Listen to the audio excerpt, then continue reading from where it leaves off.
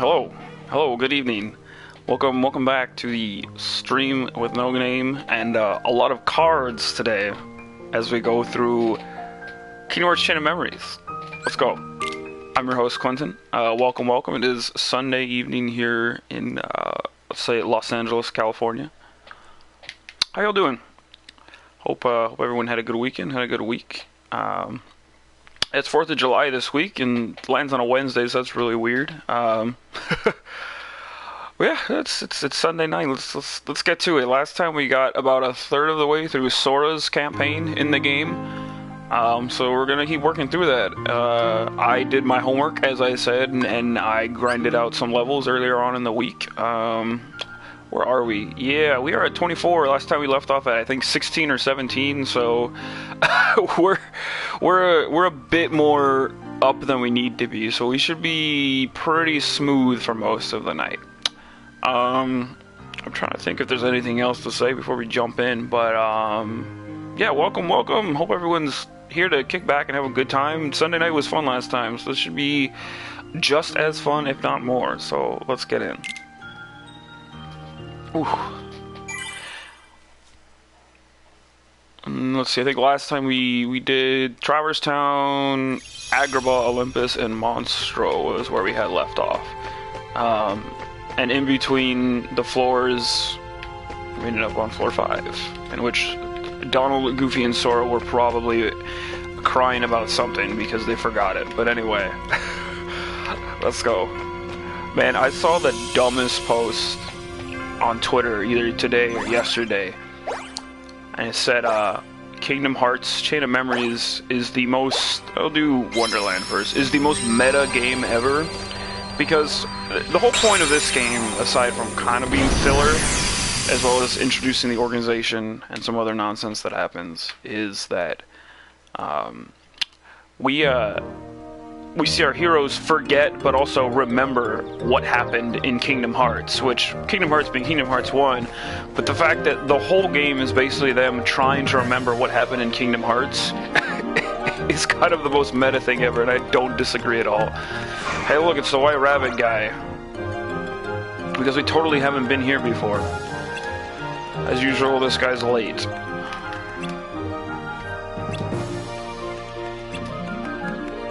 Later.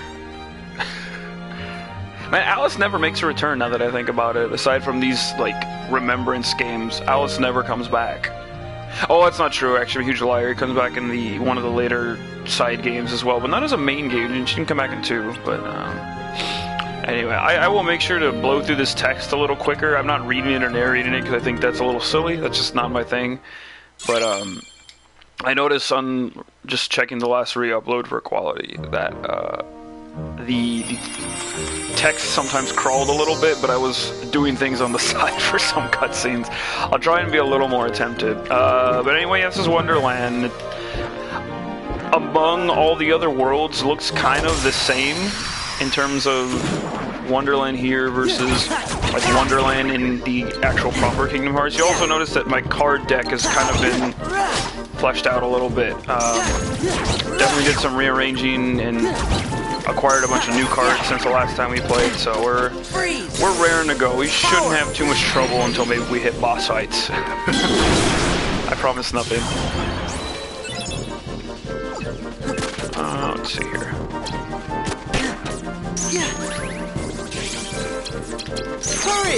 Aside from that, hey, what was I saying? Wonderland is, yeah, even though it's just more random hallways in the way that this game works, the way the areas are designed here in Wonderland actually look pretty similar to how they do when like you first visit Wonderland in KH1. I think I may have pointed out that the world looks kind of boxy and square, and that's how designs of worlds sort of worked in KH1.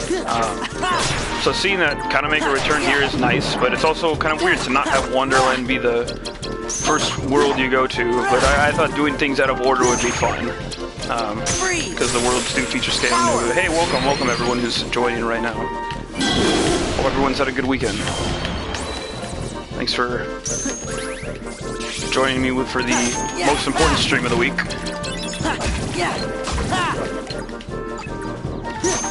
Hopefully today we'll get a lot more of the good plot happenings.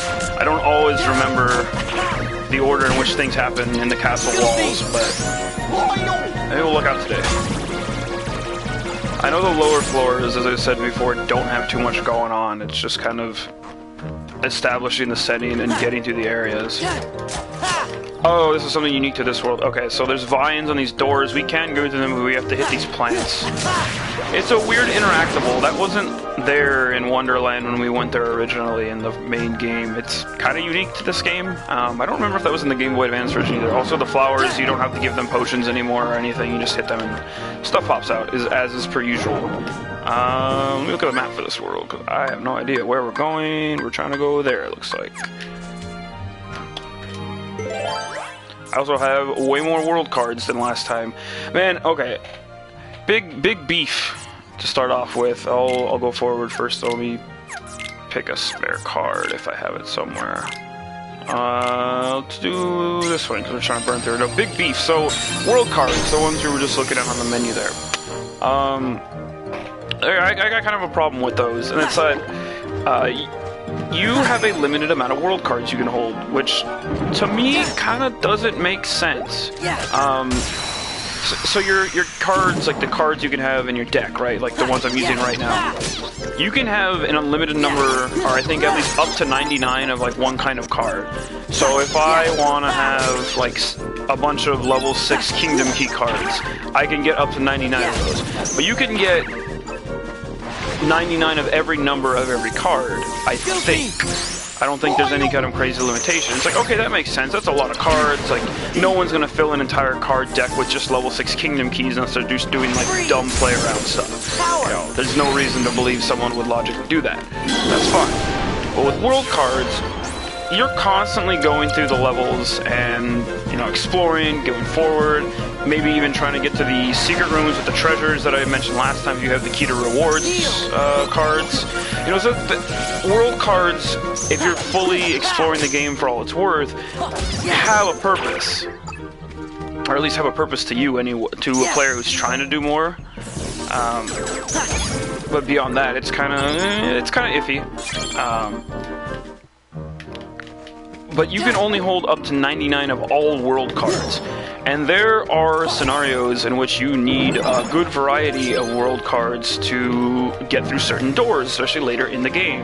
I'm not going to fight too many of the black mushrooms, by the way, because, one, we already maxed out on world cards. They mostly drop treasure cards. I think that's their gimmick here. But beyond that, they don't have too much else to offer. I want to say it's just a retooling of how fighting them works. Because they drop weird rare items in Kingdom Hearts 1 if you try to fight them for long enough, but we really don't need that here. I will actually open up a Moogle shop so we can buy some more yeah, we don't need to do that. There's probably better stuff in Better Worlds.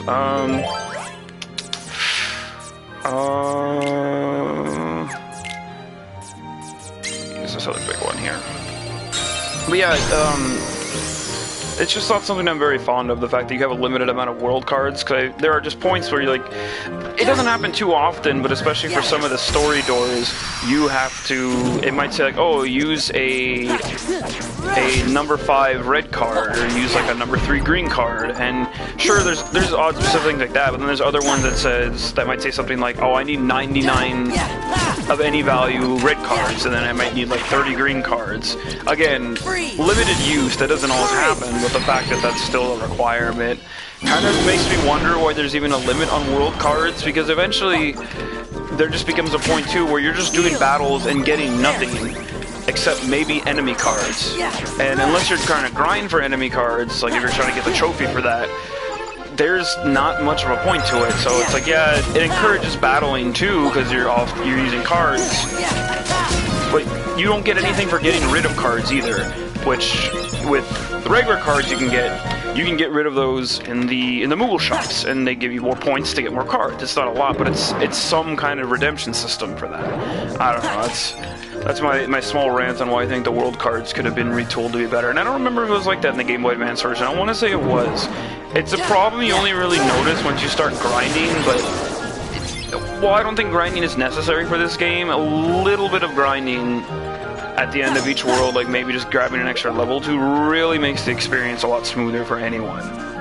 You know, like I said originally, about 4 to 5 levels per world is safe, as well as, you know, mix that in with arranging your deck well and just keep the high point with things. Don't worry, folks, there won't be too many more battles. I'm just generally fighting through, kind of letting everyone wander in and chill. Man, it's July right now. Like I don't like that. I don't know how that happened. Like yesterday was Thanksgiving, and then it was New Year's, and then here we are.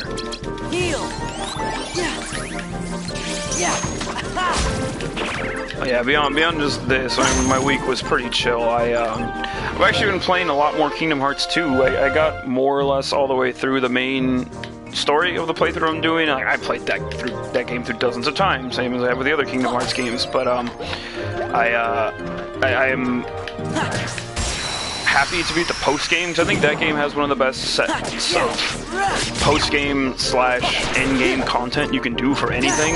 Like just earlier today, before I took a break with stream, I was grinding out your drive forms in there, which for anyone not familiar, we'll talk about it when we get there, of course, but Kingdom Hearts 2 has these special, I guess I could say, forms that Sora can use called drive forms.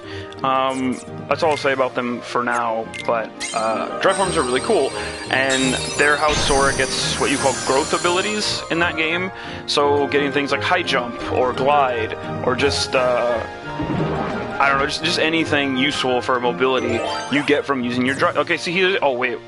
Okay, no, that's not the card I want to use. Never mind. Well, see this example though of what I was talking about here. You need 15 green cards and then a key of rewards to open this door. I don't have a key of rewards yet, but see, if you only have a limited number of cards, I have a variety of green cards down there. But at some point, it would just be much more useful to stock them up. So I don't know. I don't know if I'm a fan of how that's designed. But this is the door I want here. Now, so you know, I just need 20 random regular cards. Ooh, hello, everyone who's joining in right now. Thank you for stopping by. Hopefully this intense nighttime Sunday evening game of cards is to your liking. Okay, I'll stop being a chitter and trying to spare cards here. Oh, save room. Man, I don't know why. Save room cards always drop like crazy for me. Which is good. I guess you would want save points, but I don't feel the game is lacking them by any means. Number 6. Give me number 6. Anything. No, I like those rooms. I'll get rid of this one. Yeah. That's like what kind of nonsense is going up in the Alice world, even though I'm sure we can guess.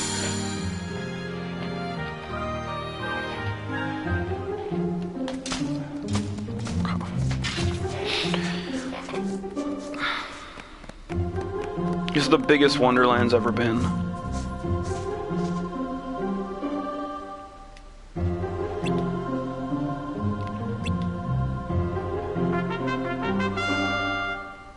That's totally a sound clip that's been pulled from the first game. I'm surprised he did that here. Oh, come on, Alice.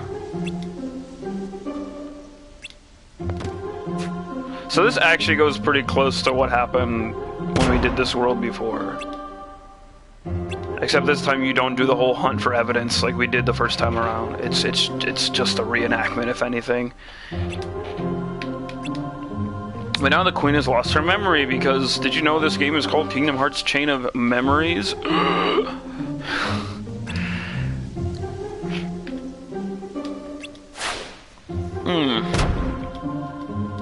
I actually don't know if you do the fight with the cards right here. I want to say you actually do, because I remember that being an early screenshot for the Game Boy Advance version of the game. Like you actually do the battle with the cards, but I don't know. I guess we'll find out right now. Sora, you don't know shit about government. What are you telling this queen how to do?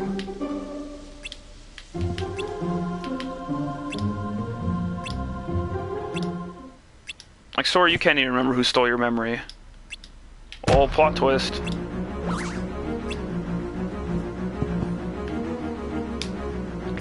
Man, you're supposed to say that this is all an illusion, and where's the exit? But this ain't the Page Master, so... Oh, there we go. So you do have a battle with the cards. I don't know if you fight like the weird structure in the middle. I think it might just be the cards. Okay, yeah, it's just the cards. This is a unique battlefield. Like as we've seen the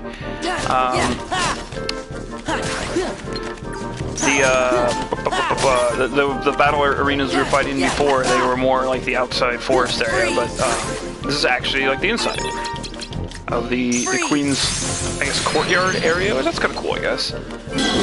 And I don't remember if this was in the Game Boy Advance version, but I want to say it might have been. It feels like it. Alright, let's get rid of these nobodies. But yeah, I've been playing through Kingdom Hearts 2 again, and like, boy, that game is super fun. Like, I'm actually very excited. I'm already excited that we're playing Chain of Memories, because Chain of Memories is great, but I am really, really excited to eventually have us dive into Kingdom Hearts 2, because that's where stuff starts getting crazy, and I'm glad I'm doing the refresher as I've been doing, because there's some story things in there that while I know them, like the little bits that happen in between, so like when you do the Disney shenanigans in every world, as everyone kind of calls them, there's little bits that I had forgotten go on as well, so it's nice to get a refresher on that, because some no pun intended since he's on the screen now, but some goofy stuff happens in that game.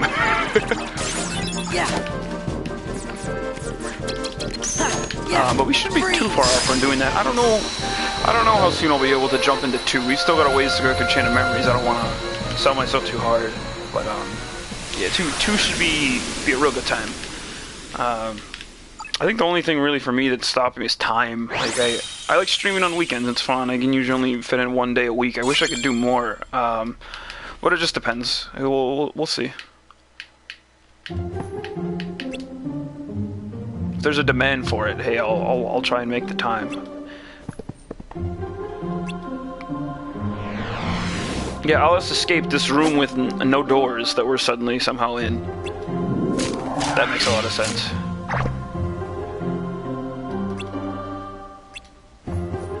There's no door back there, Sora. How you gonna get out? Okay. Yeah, that's fun. It's another unique fight, kind of how like we did the that weird fight inside Monstro last time that I kind of forgot about. How you have to make him sneeze before you get thrown out. I think that's an interesting shakeup. So I know that for sure. Which I want to say for sure was not in the Game Boy Advance version. But it has really been a hard minute since I've done the Game Boy Advance version of this game. I beat it completely when it came out. And because none of my other friends did, so I had to be the one to figure it out and try to tell them all the plot, and here we are now doing the exact same thing. But I beat it when it first came out then, and I would fiddle with it for a while and try to collect more cards and do other things with it. And I did like 1 extra playthrough once I was done. But beyond that, the other problem that game suffers from, well, not problem, but the other limiting factor to me really wanting to do multiple playthroughs was the fact that the Game Boy Advance version only has 2 save slots, and like I said before, that game is a technical marvel, if you will. Like it's just beautiful ass Game Boy Advance game. Look up screenshots, look up whatever you will. That's just a good ass GBA game.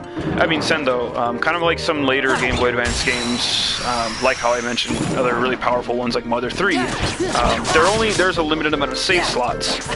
I think you get 2 for Sora and 2 for Riku, and that's it. Like, you know, even like Pokemon games only ever have 1 save slot because they're, you know, for handheld titles anyway, they're generally larger games. I don't know. I wish games like that could be mildly more accommodating.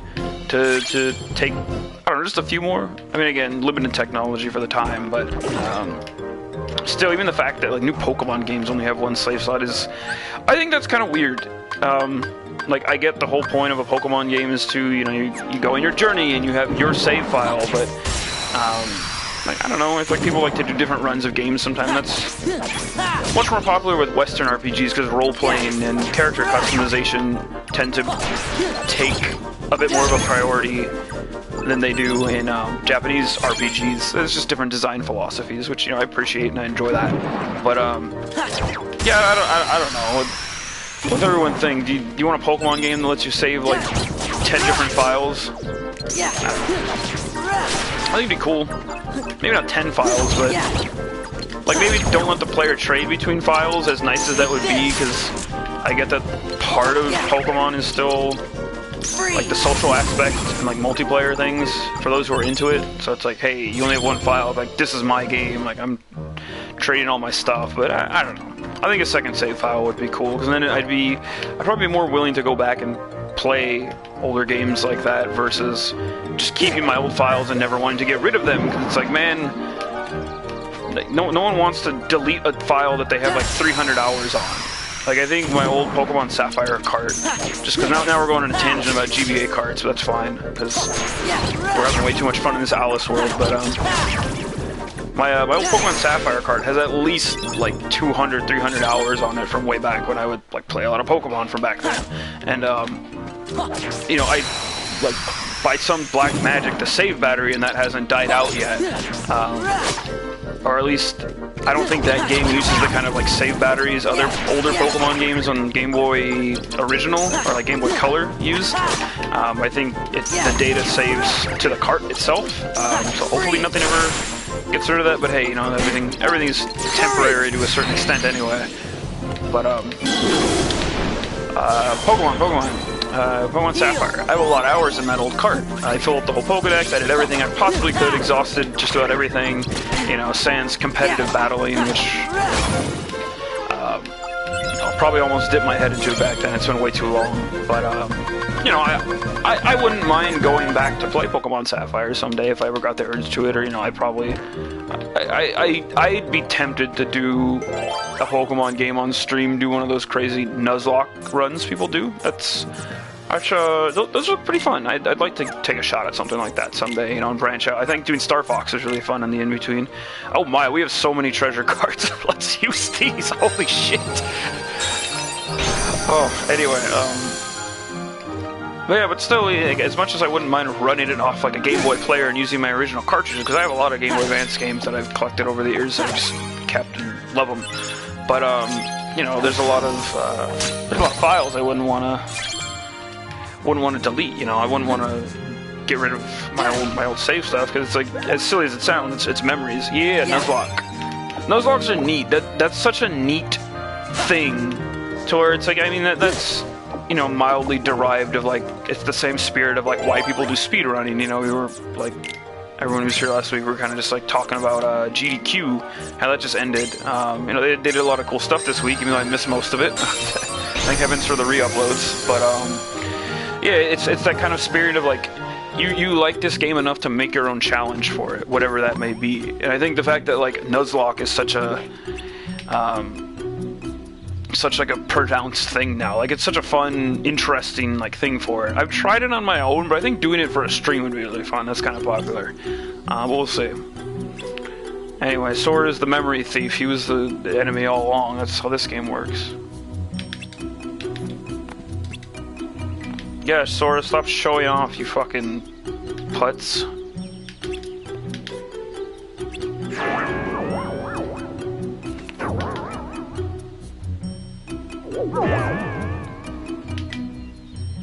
I always thought he was wearing a jail suit, like Cheshire Cat. Like, I get it, he's just a weird striped cat. It's supposed to be trippy, but I don't know. He's got like that old-timey jail outfit look to his stripes.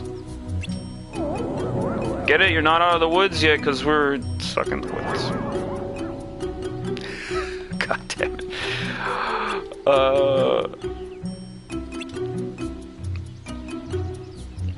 Man, I forgot that I remember. Let's just stick with that.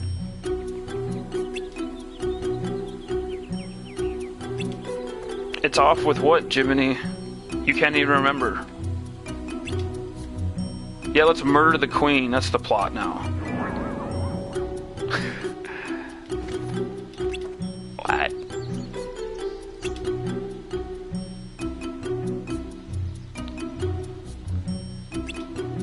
Is that how that works?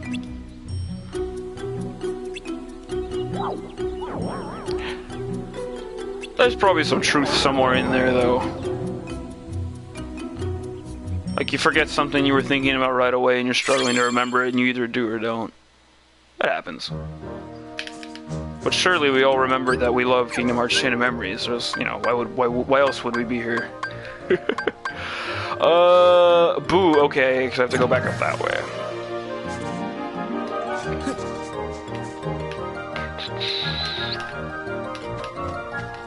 I'm honestly kind of going to be blazing through the Alice world. I'll try and do some battles, you know, I'll gain like a level and or two in each world that I go to, but we're kind of ahead of the curve for the night, I want to say, and this is a very good thing.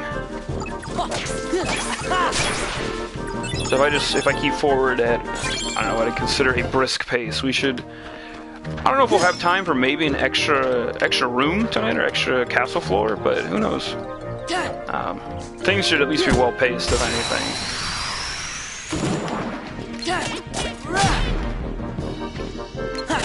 But yeah, I've definitely, not even just because of the stream again, but I've definitely been more in a Kingdom Hearts mood. Like 2 is just so good. Like for a while, I was really sold on, what was it, Birth by Sleep? That's a really good one. That game's got some flaws for sure, but I was really into that one, and I'm also excited to show off that game because of how it works. I think that also has great pacing. Like this whole series, I think generally has good pacing for streams, weirdly enough. But yeah, Birth by Sleep, the way that game works is you have 3 characters you play as, and they have stories that are maybe about 8 to 10 hours each, so that fits kind of nicely if you split that up right into a good stream, and then again do a little off-screen grinding for how things work in there. But where's the door? Okay, that way. But yeah, I was kind of hot on Birth by Sleep for a while. Like it was just like the fun new game when it first came out. Like man, I remember playing that on my PSP, and it was like the coolest thing. It was like, oh, I got Kingdom Hearts on the go, but it's like a fully fleshed out Kingdom Hearts game. Like I'm super excited, and it's still really good. I think it holds up. I think the HD port of it fixes some of the problems too, because with PSP, you are unfortunately locked to having your camera be on the D-pad, or you gotta crab claw that shit, as Monster Hunter players used to say back when PSP was kind of the main platform for it for a while. But yeah, having the second analog stick for lots of PSP games that got ported to PS3 and PS4 is a lifesaver. Okay, so I guess that's the door then. Okay.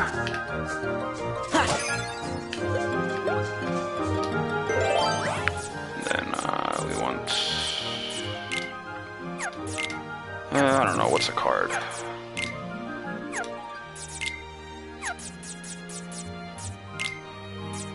We'll do Roulette Room, this one's fun.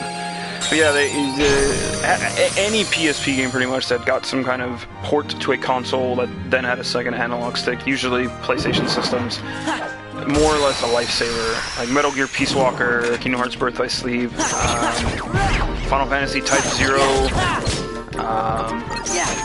There's some other good ones I'm not thinking of off the top of my head, but it's good stuff. Man, the one game, which I think I mentioned this very casually while we were playing Kingdom Hearts 1, the one that I'd love to see that I don't think we ever will because licensing things, is Crisis Core. Man, Crisis Core on the PSP, that's a good-ass game.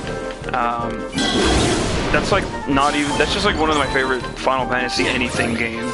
Like yeah, the fact that it's like the one really good part of the whole like extended 7 universe thing kind of helps it set in that like that's cool, but it's just like a good ass game, and I wish that wasn't stuck in a weird licensing position, because I think that game heavily deserves a like an HD port of sorts. That'd be just the best, but I don't know if I'll be that fortunate. Hey Square, maybe don't hire very popular Japanese pop stars to be the face of a main character in your game that a lot of people might want to play in the future. And the thing is, like, I could plug in my PSP to my TV and then stream it thus far from there if I had the right hookup, because I have one of the PSPs that allows for like straight up video output, which that'd be fun, honestly. If I could get that going someday, that'd be really cool. PSP's got a lot of good stuff. A lot of people slept on PSP. PSP's got good stuff. But That aside, though, one of my biggest problems with how PSP has aged is not like the form or the system itself, but PSP batteries are not manufactured anymore. And something I've seen kind of notably online lately is a lot of people who own PSPs and try to still use them frequently do not get the same type of battery life that they used to get. It's not 100% significant yet, I would say. Like, it's not awful, like batteries just don't charge yet, but PSP batteries are kind of going to die in a couple of years. And they use unique batteries that were made by Sony. They're not just like AA's or like a USB phone battery or something that can easily just be replaced. It uses a somewhat unique, older, but well, unique to the system anyway, battery and cable for charging. And that's quite a shame, because while a lot of the PSP library is digital, you can get it on PS3, Vita. I don't think all of them are on PS4, but some are. Not everything is. Again, stuff like Crisis Core or other games that may have had licensing issues. Just, I don't know if there's any other big ones. I know Crisis Core is like the really big one that I've heard people complain about, myself included. But yeah, I don't know. Hopefully we get a fix to that someday, or somebody, like a third party, makes a good, sustainable battery. But who knows? That's kind of what makes me the saddest about it, because there's good stuff on there. Like, there's stuff I'd love to show off, but if I can't have my system hold charge on a battery for more than 3 hours or something, then I'm not gonna. I don't know. I don't want to make people suffer through a stream of that and have me just like have my battery crapping out. But we'll see. Who knows? But yeah, Crisis Core is rad. That's such a good fun game. I'd love to do that, but I don't know. Maybe we'll look out and swear we'll pull one out of their asses.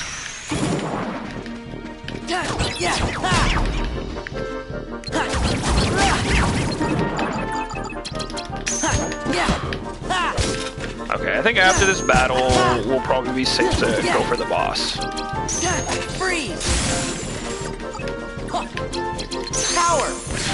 Because all these fights in here have been way too easy, as to be expected. Of course, I wasn't. I didn't think it'd be super challenging. And I'll probably only need to do a little more grinding in between this week and the next. So we might be safe for the rest, but who knows? I think it just depends on how it ends up being paced. Okay.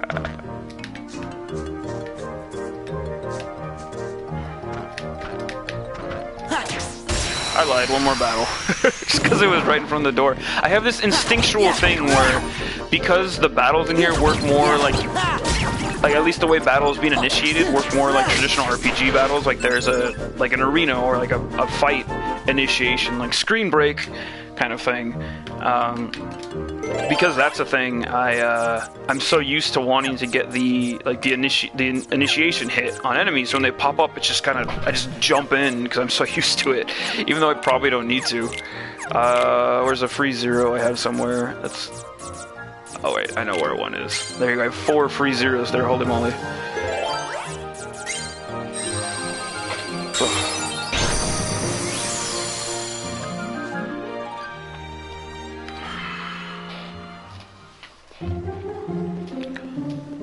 Hey, we're back in the kitchen room.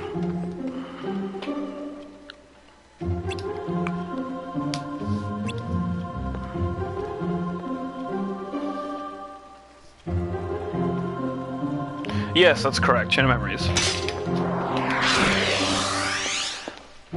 The fun one. Oh, what are you talking about? Chain of Memories is the best game in the series.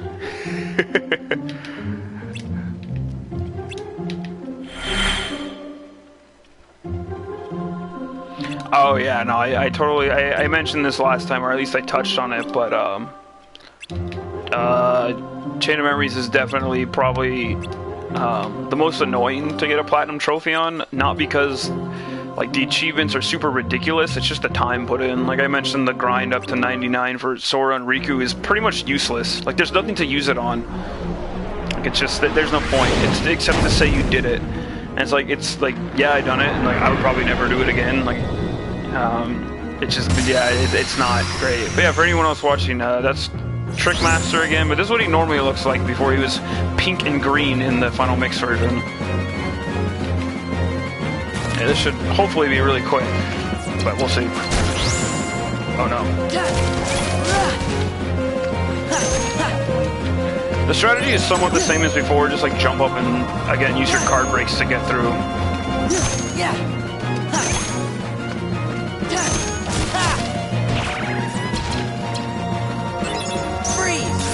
Nice, okay. And I think he has a slight weakness to ice attacks because he's using fire. And yeah, the whole mechanic with the stove, now it's just not even in here, he's just straight up going in for it. But Goofy is super useless here because there's no reason to go in and spin on him because his hitbox is so high up. Yeah, aside from a few 8s that he pulls out, he's pretty much just as easy as he was in Kingdom Hearts 1, just jump in and attack. And once again, I apologize that I have ooh, Mickey card. I forgot what Mickey card is here. Okay, a Mickey card just makes the table appear. So yeah, this is what's gonna happen if I try and actually attack him. See, nothing happens there. Having the table doesn't even really matter that much because we kind of lucked out in that we got high jump. I forgot that that's kind of a smart way to do this. We got high jump from doing Monstro before this, so we can just jump up and directly just hit his hitbox and there's not a problem at all. Okay, this is a pretty simple fight at this point.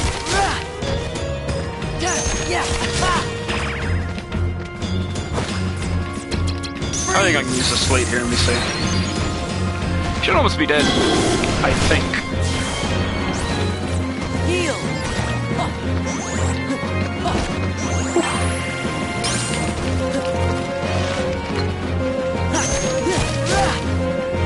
I think we should be safe now. No, we have one more life bar because why wouldn't we? I really need to see if I can fix that. It's just so weird that that's where the life bar placement is because I've been playing Kingdom Hearts 2 and I think it goes back to the left side of the screen. But I think it's there in this game because see how Sora's big dumb goofy face is now in the top left for whatever reason. I don't know why it's not in the bottom. Oh god. Ruh-roh.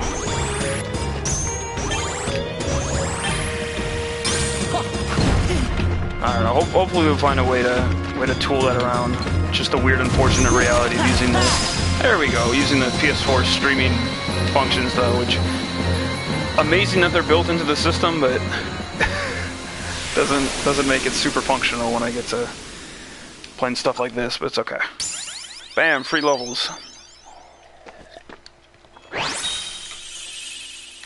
And we get a Trick Master card, which I forget what it does.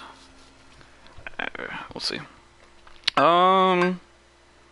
Just give him more HP. I can get slates in my free time.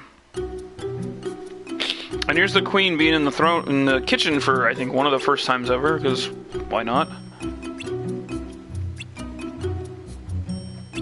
We are hiding nothing, Queen Lady.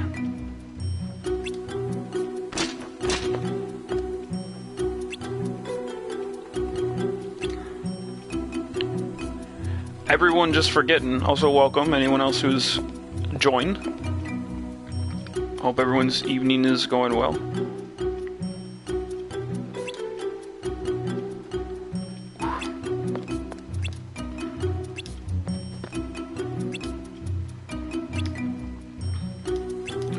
Man, they could have tricked the queen into anything, but at the end they were the ones getting tricked.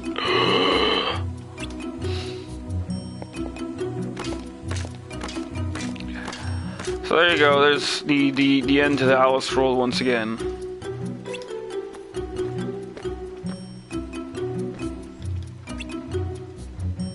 Sora, you can't think of anything right now. You can't remember what you had for breakfast.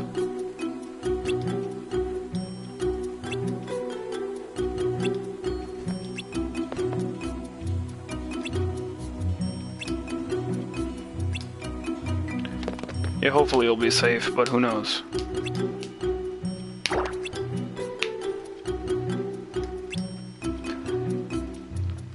And everyone's confused, as is the theme of this game. But yeah, now I don't remember if we get a story bit right out of getting out of here. Oh wow, a lot of Moogle points here. Let's get that free money. It's very random what will spawn out of the breakable items in these end rooms of each world. Sometimes it's a lot of Moogle points, sometimes it's just health. It's hit or miss. We'll go do a Moogle shop in the next world or two. Or maybe I'll wait till we get the next set of world cards before we do that. Go to one of the better places.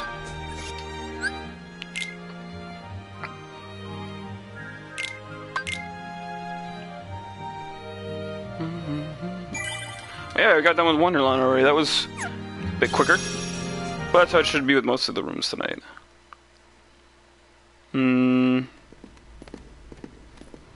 Alright, what you guys got to say? Sora and Sora set out to remember about that other Sora.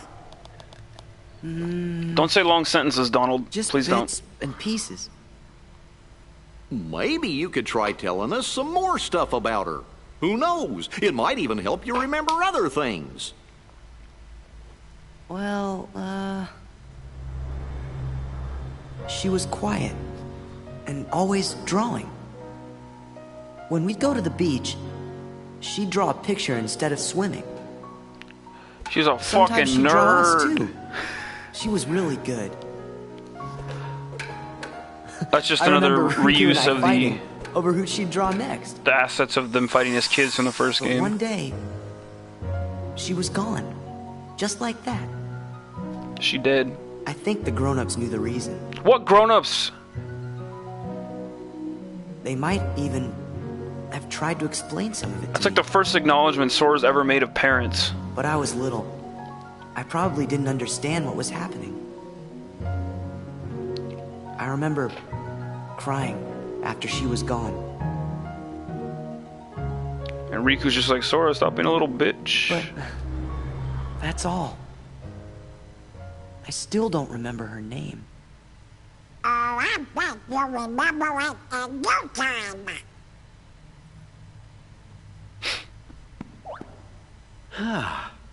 I must point out, Sora keeps remembering things instead of forgetting them. Almost like they told you that would happen. It seems to me forgetting things may be the only way to reach the memories buried deeper down inside each of us. So we should forget in order to remember? Oh, Goofy's gonna have a hard time with Those that guys said, our most precious memories lie so deep in our hearts that they're out of reach. All that stuff about finding being losing and losing being finding, I didn't get it at first, but maybe this is what they meant. one. Yeah, these mysterious men in black Of course, cloaks. Sora. I think I'm a little jealous of you. How come me and Donald and Jiminy aren't remembering more of the stuff from our memories? Come on, Goofy. Let's get going. We gotta forget things faster.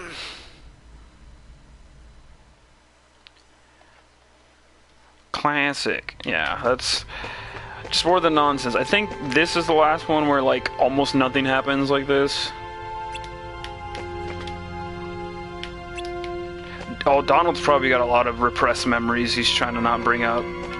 Cue those videos of, like, Donald Duck and Nutsy Land or whatever that old cartoon is. There's no way we'll see that in Kingdom Hearts Just as 3. we intended. We'll continue with our plan. Let's see how far this group will go. You had your fun on the first floor. So this time, it's my turn. Ooh, wee.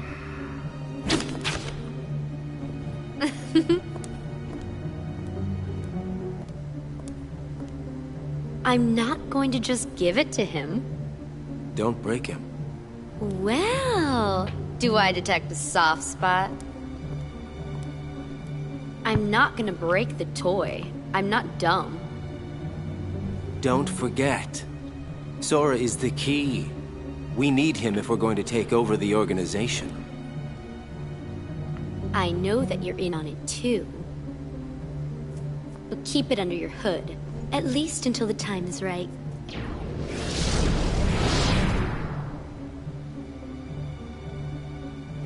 She's definitely one of the stronger It would have personalities. been wise to have done the Also, I think it's cool that, like seeing. as goofy as a lot of the reasonings will be, she is coming back in 3, which is neat. I'm curious to see how the ones that don't make it past Sora, Chain of Memories did get anything fleshed out back in that there game. help you We'll remember see. your friend's name?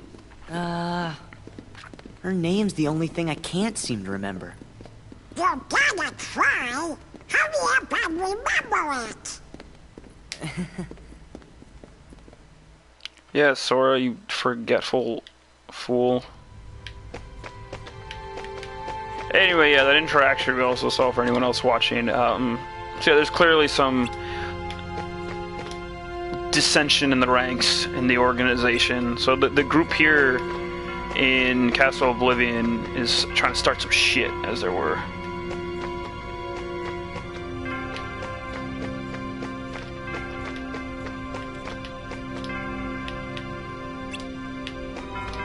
What do you say? Okay, yeah. Almost like we have to get the next story point to remember things, Donald. So yeah, now we're at the last world of the original cards. It's Halloween Town, so let's just jump right in as we were. Yeah, it seems most of the characters, which we'll get to the explanations when we get there, I've been not super lenient on like, hey, no spoilers or stuff, but I've been trying to at least like keep things tailored toward each game. But I've talked about other things before, so I'm pretty loose with it. But yeah, so there will be reasons that if you think a character is gone, they're going to come back later. But we'll get there when we get there. For anyone who's not super on the up and up on new Kingdom Hearts stuff. Goofy, you've been here before.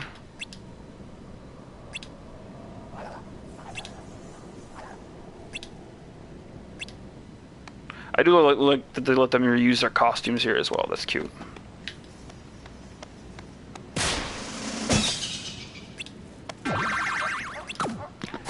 Donald, half of your torso is missing. Like...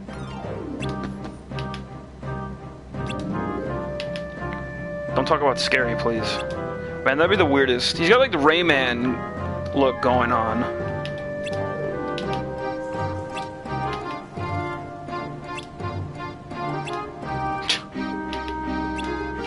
Yeah, what kind of problem is that?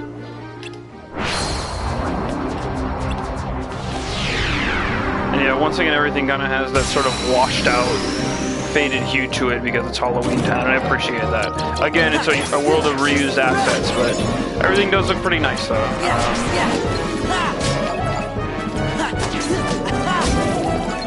I was almost considering doing this one first, because that'd just be the weirdest thing to jump into Halloween Town as your first world, but I like saving it for later.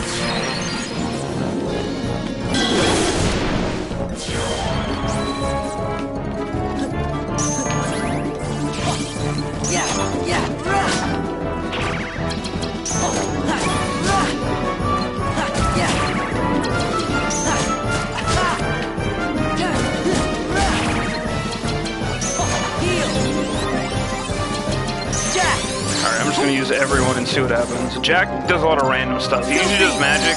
Sometimes he'll do other surprise attacks. It just depends on how many combos you have with him.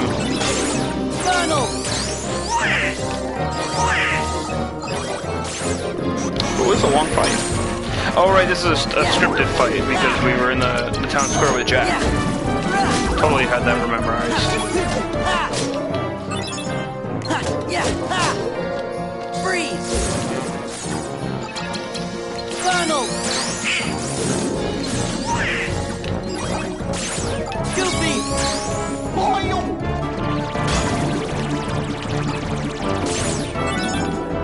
There we go.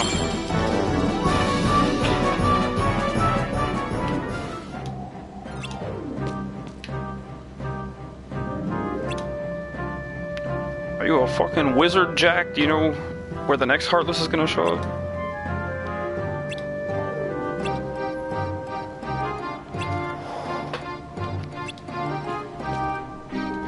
And there you go. It's more of the same in Halloween Town. That's just how it is everywhere.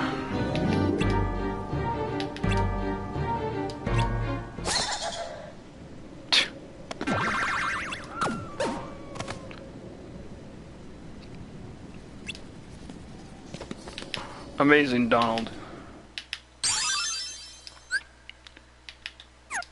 That's a random summon you get. Or not summon, I guess slate? Which again, it's weird. You can inflict fear as a status effect upon enemies in here. It's like, that's definitely not a thing. That's like very much, that is kind of like an RPG status effect that you'd get in like a game that uses, I guess, status effects more frequently, but the fact that you get it in Kingdom Hearts is just weird. I don't know. I actually might open up a shop here at some point because pumpkin heads are good keyblades even at this point in the game. So I can always use more higher numbers of them. Courage!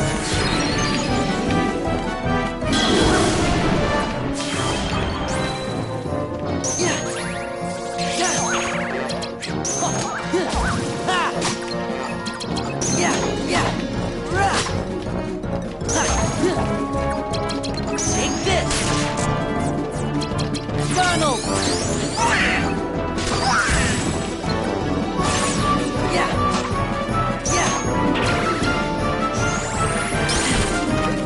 Uh-oh.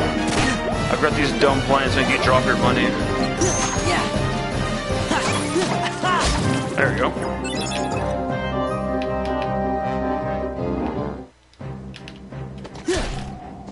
Okay, what's the map like for here? Ooh, a little bigger. Okay, so we're clearly gonna go there. I'll go up here first. Oh my. Where's the door? Am I blind? Oh, I see. I need to go that way first and then we'll wrap back around. That's always fun.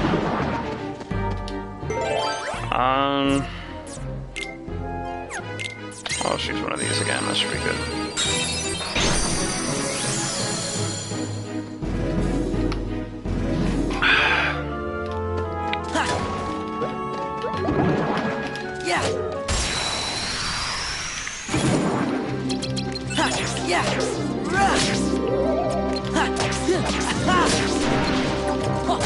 Oh, no, I don't want more premium cards. Get those away from me. No, in my grinding of this earlier this week, I almost had several occasions where I just came across premium cards and put them in my deck, but I didn't. I always remember to stop the roulette. I was like, nah, I don't think I need those right now. There's probably an argument to be made from some super, like, high-level Chain of Memories player who knows every, like, secret even I've never found in this game, but more often than not, unless you have a specific deck planned out, premium cards aren't always the way to go. That'd be the worst completion bonus, though, to get, like, premium cards of every card. Because at that point, you're just, like, farming premium card rooms, and as well as card numbers. Like, that'd just be the worst. Like, as ridiculous as the trophies were for this game, I'm glad they didn't go super in-depth like that, because I would have just lost it.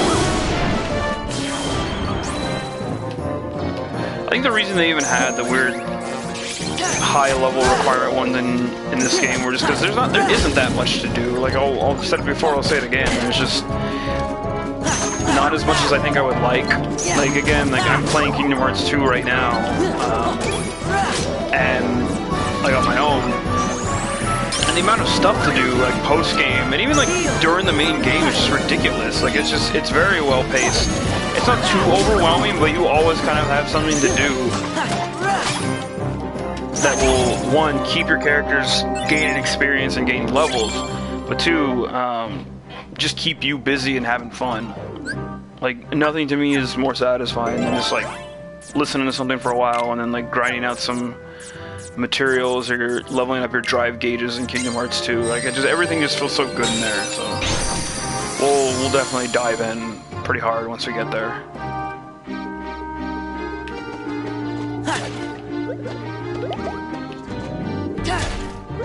It's weird to think that game's been out for 12 years now. I don't like it. Like, of course, there have been a good handful of games setting new things up in between, but I can only hope that 3 lives up to the hype.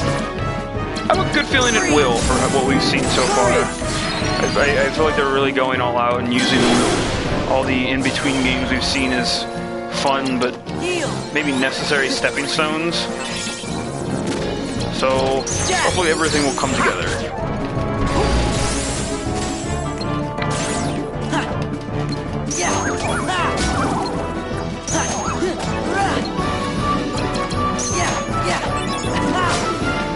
Okay, I think this will probably be the last battle for this room. I don't want to linger in the worlds too much, especially with the fight with Larxene coming up. That should be fun. And I want to say I'm well equipped for that, but hey, let's see. We'll find out. Okay. So eventually I'll need to go in there. Let's. All right, get up there.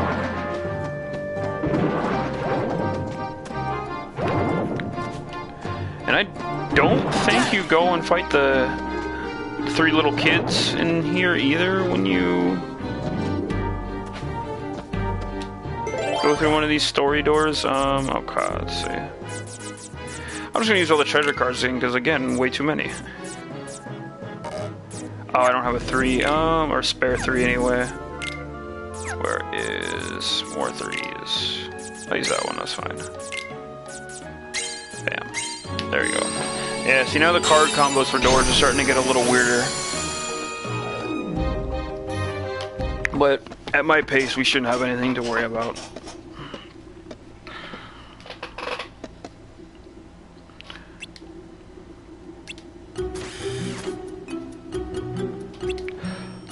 I believe I've created a castle with infinite hallways. Something so terrible.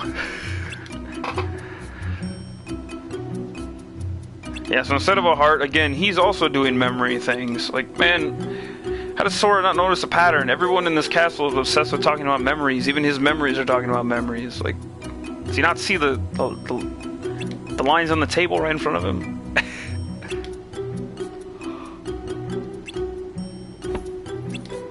Yes, Sora, that's exactly what's happening to you. Figure it out already.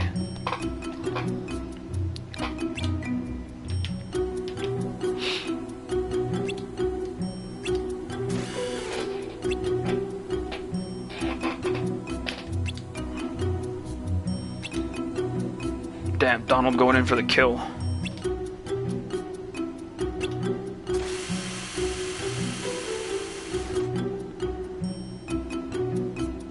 Ooh, that weird gooey potion stuff is moving at a very strange speed.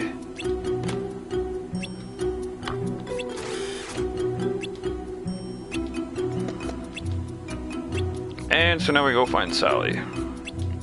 AKA just go find the next door. Which is another thing that I guess kind of, I don't know, breaks like the quote-unquote illusion of a story in these memory worlds. It's like, okay, like Dr. Finkelstein just told us to go find Sally, right? Where am I trying to go here? Okay, I think this one is what I want to go to, so let's go forward. But yeah, we just got told to go find Sally, correct?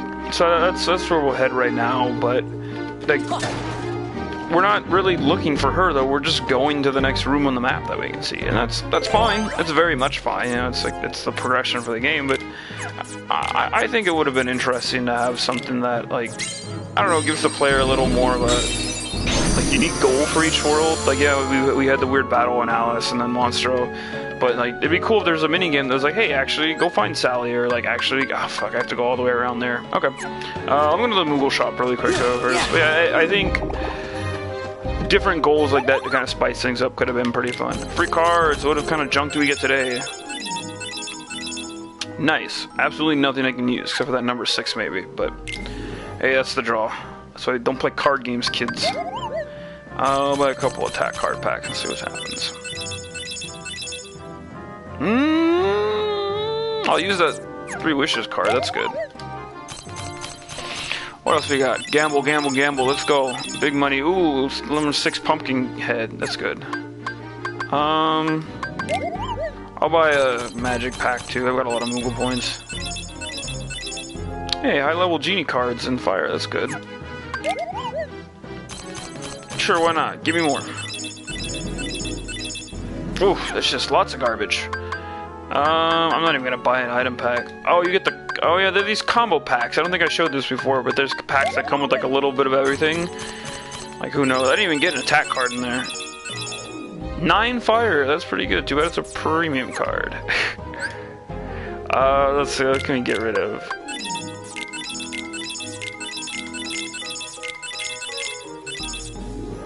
Okay, I don't want to get rid of that. I swear, somehow at the end of these games I always end up with way too many wishing star cards. I don't know why.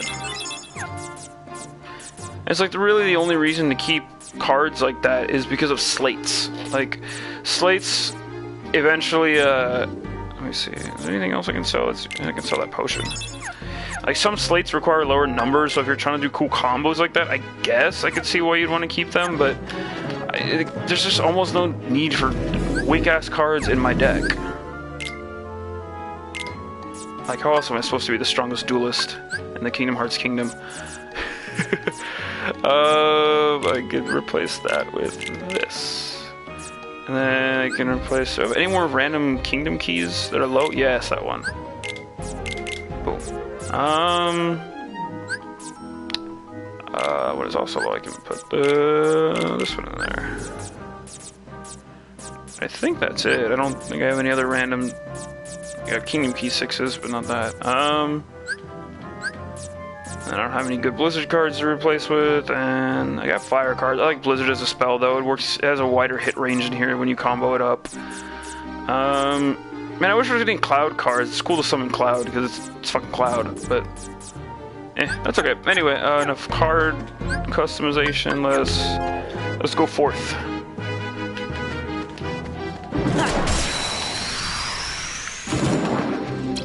Yes.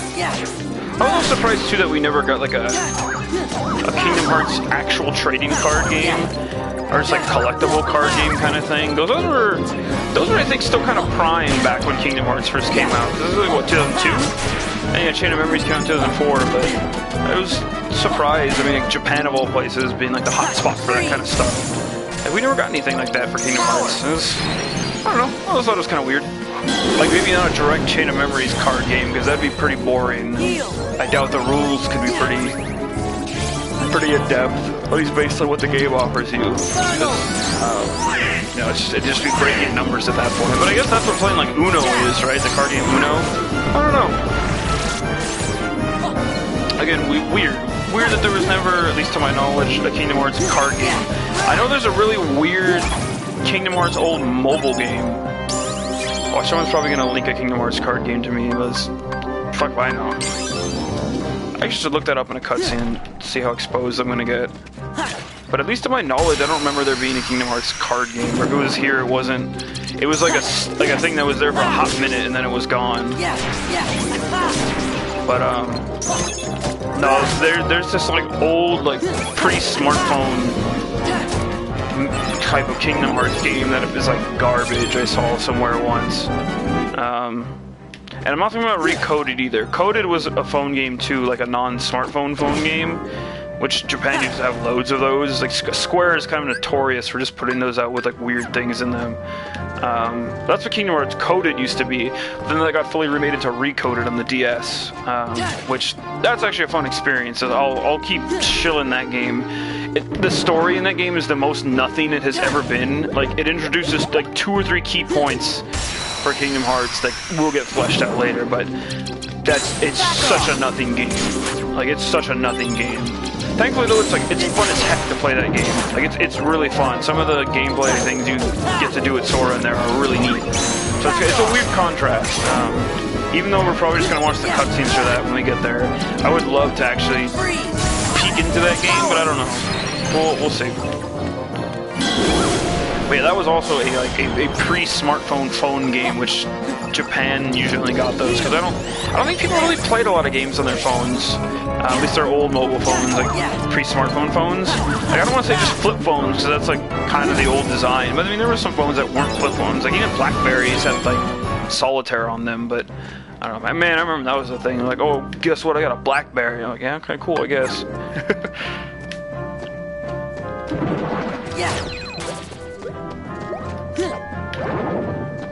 I fell off of there for no reason. How was experience to my next level? And yeah, the game warns you every time you open up the menu, as you just saw there too. They're like, hey, you have too many world cards. Go take a break. No, I will not.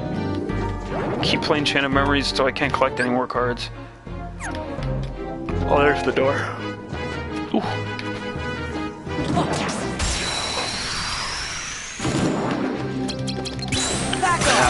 I think that age of like, hey, you got a hot new property, let's make a card game for it, it's kind of gone. Mostly because I think people are just too reluctant to buy physical cards if you're not already into like an established game like Magic or Yu-Gi-Oh! Like there's just, I haven't heard of any like breakout new card games with continuing expansions be a thing lately. I think it makes sense.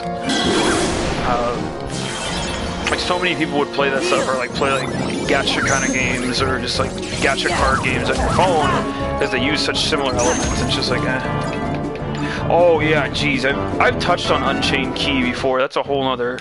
That is a mountain of stuff. But I played Unchained Key when it first came out, and it was neat. But I have to admit that like phone games usually just aren't for me. Like nothing on anyone who like gets a good run out of like a well-made like phone gacha game. It's just like, yeah, people say, oh, it's gacha garbage, but it's like I think there's good gacha garbage. Like there's definitely, excuse me, there's something to be said for like a well put together, you know, game that like keeps you coming back with good daily quests. But you know, if you want to have a little extra input, you can put in a little money, but if not, you can still kind of have a good time with it. Like there are good ways to do that and not so good ways to do that. Anyway, that being said, I think Kingdom Hearts Key both are. Yeah, but by the way, for anyone else reading in the chat, that X, it's pronounced Union Key. We'll get to why it's pronounced like that. I mean, obviously Key because Kingdom Hearts, but we'll get to that when we get to that. It's a weird thing, but yeah, Union Key was the first Kingdom Hearts mobile game on smartphones that everyone had access to. I think it was a browser game in Japan at first, but it got put on phones, and you can go download it now. I think in its most current form, it's called. Wait, no, oh yeah, Unchained Key was the first one, and then Union Key is the current form of it. They are neat.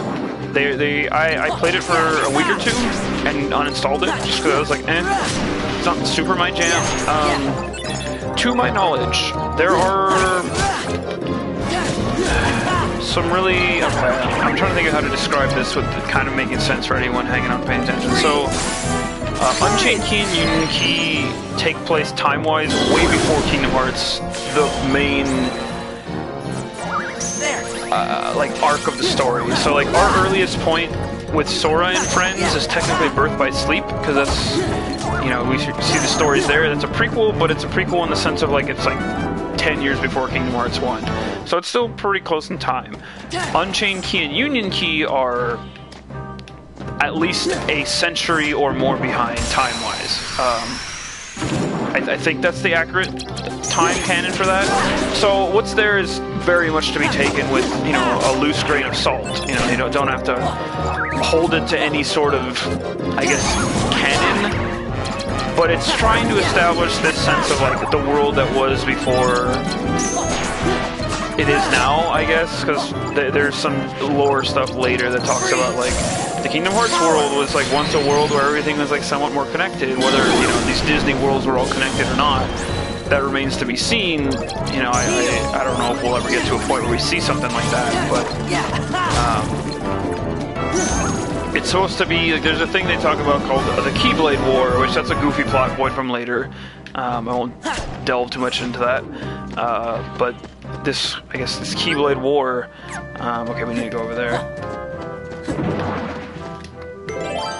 Had a lot of different factions in it, and it's kind of like this.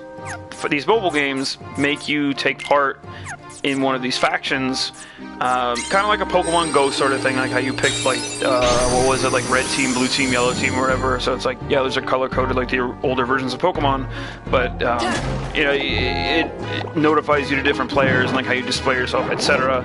And then when you do that in Unchained Key and Union Key, you have a faction. I think there's 5 factions. It's been a hot minute. But anyway, you pick your faction, you go forth and you do different missions and stuff, you have daily quests, and it boils down to just being like a kind of a gacha game.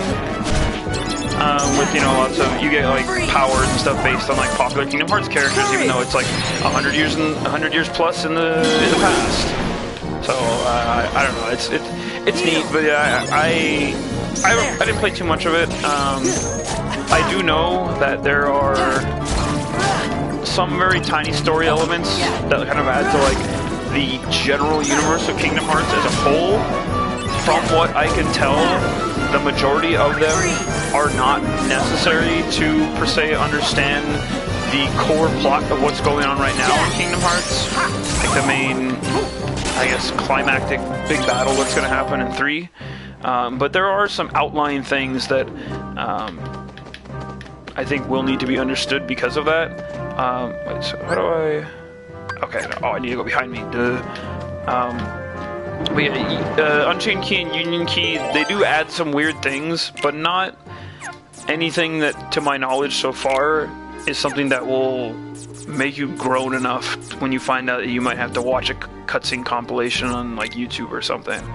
I still think that's weird though, that I don't think they're trying to bank too hard on the phone games, but I'm a little surprised that they put things like that in a mobile game. Like, I would expect something a little more kind of isolated, but we'll see. There's another cutscene compilation that sort of sums that up. That's in the final HD pack that we'll get to at some point. That's much later down the road, but we'll see. Hello there. Welcome, welcome. Thank you. Thank you for joining me on this Kingdom Hearts evening of Sunday.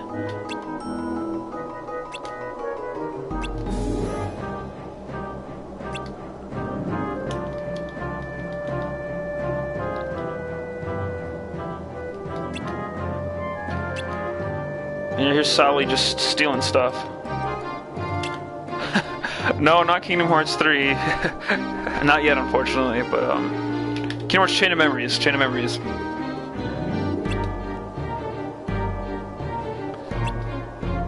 Don't drink the juice, Jack. You'll get too crunk. Look, Jack, he said nothing would be more exciting than drinking this potion.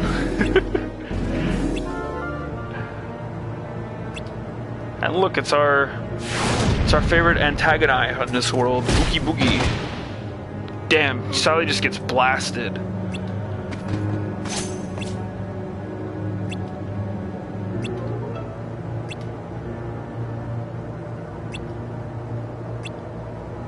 Oh, he's going in.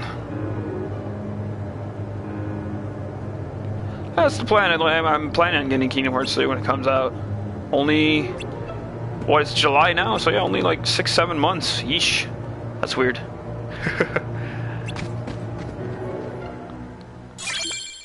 But yeah, planning on at least trying to go through all the games here on Twitch for friends and anyone else who wants to stop by. So yeah, should hopefully refresh everyone on the series before 3 comes out.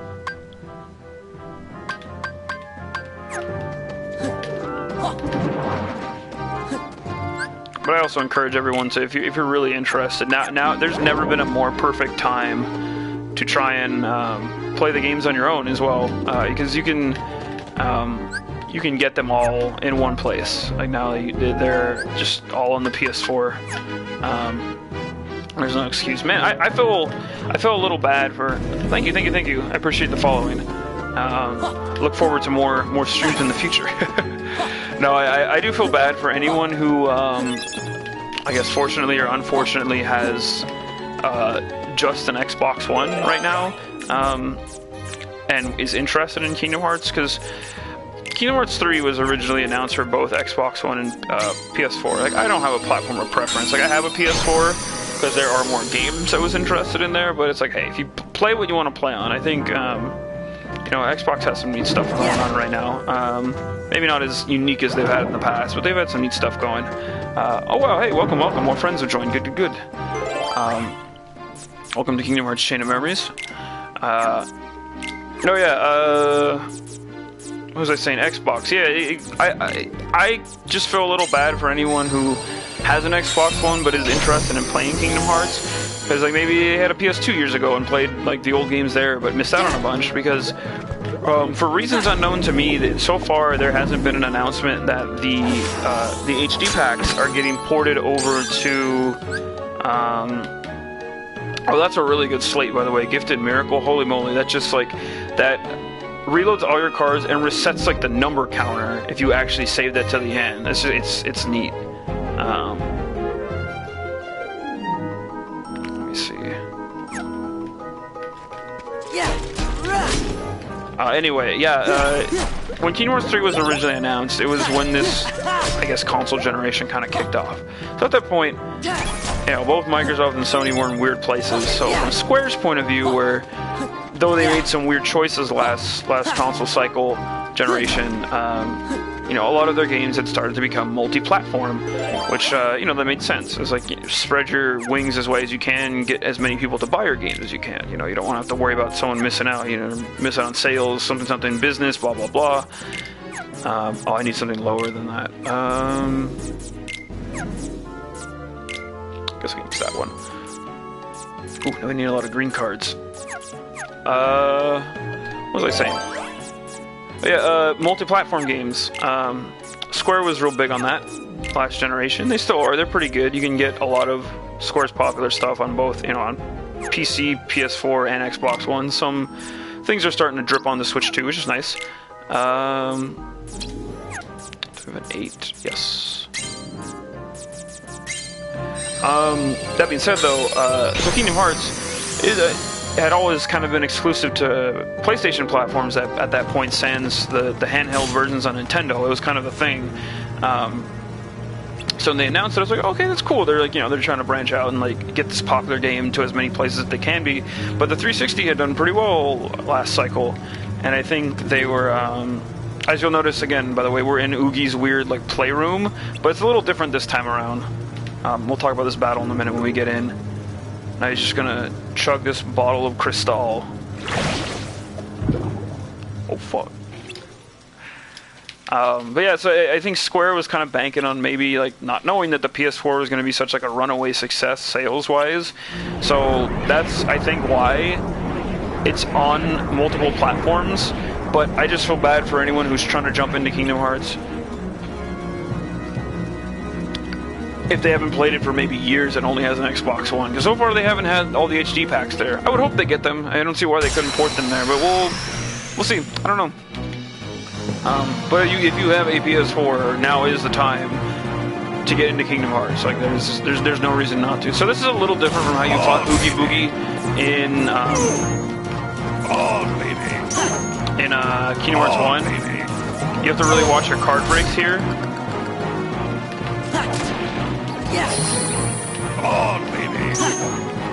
Let me see. Yes. Yes. Oh, baby.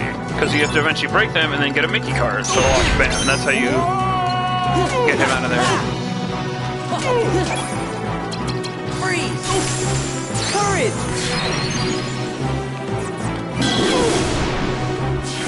Normally that should be a bit quicker. It's just been a minute since I've done this battle, so shouldn't take too long. I think he probably has another life bar, the one I'm whittling away at right now. The main thing is just saving my good cards for breaking his throwouts like that. Because see, that makes the aura on the cards go away, and then yeah, there we go. Got the Mickey card. So this is a really interesting battle because it's just it's way more interactive than how previous battles have been. Whereas like other bosses, aside from maybe a few things, you can kind of just whittle away at them, and that's fine. But this kind of requires you to like play Oogie Boogie's game a little more, and I think it's a little more clear as to what's going on. Whereas in Kingdom Hearts 1, you really had to pay attention to like the rotating game wheel that he had going on. But beyond that, I don't know, it wasn't as interactive as it is here, I would say. It was a fun fight. This is probably one of my more enjoyable fights for this game. Okay, that's actually a Goofy out here. This should be fun. His sick Goofy combos. he should almost be gone. Yeah, there you go. That was pretty easy again because I got ahead grinding wise. But yeah, that's a fun fight. I think that's one of the better designed card fights because again, use your card breaks, pay attention to the dice, and try to get the Mickey cards out, and then break him and get up there and deal in your hits. It's good stuff. Oh yeah, and his card's one of the best because he gives you regen as his enemy powers. We should have enough card points saved up for me to insert that into my deck. If not, I'm gonna give myself a bonus right now anyway. Just 1 second. Oh, I'm being summoned.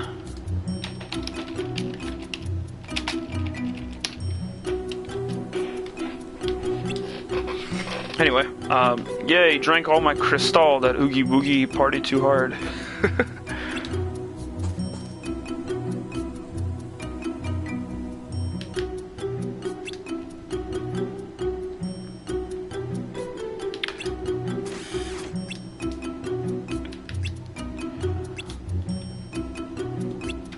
And yeah, this is just pretty much sums up the Halloween Town world for this. I do like that, again, they keep their costumes going into here.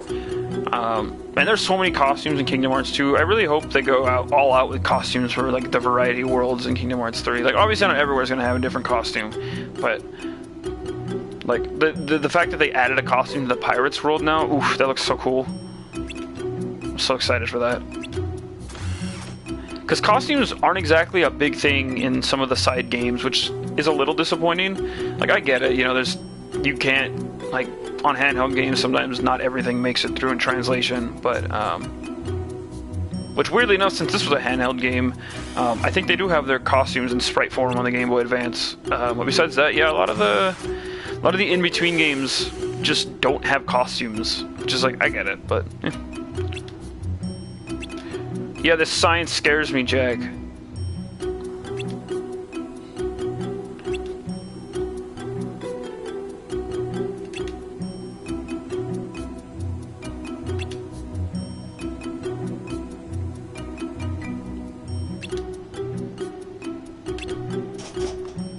There you go. Yeah, and that puts us at the end of the main set of starting floors, which is good. So we're climbing our way up the castle now. Yeah. That feels good. Yeah.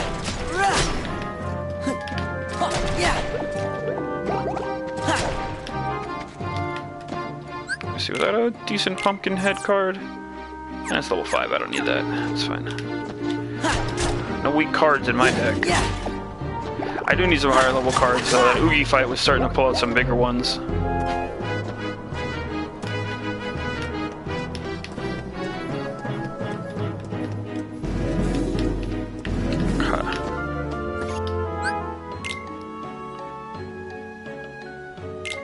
Yeah, we're making good time so far. We're kind of blowing through some of these earlier worlds. We're going to see a little bit of a slowdown in some of the later ones. We're doing okay though.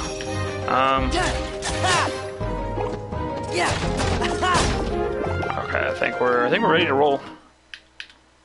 So some fun stuff should be happening.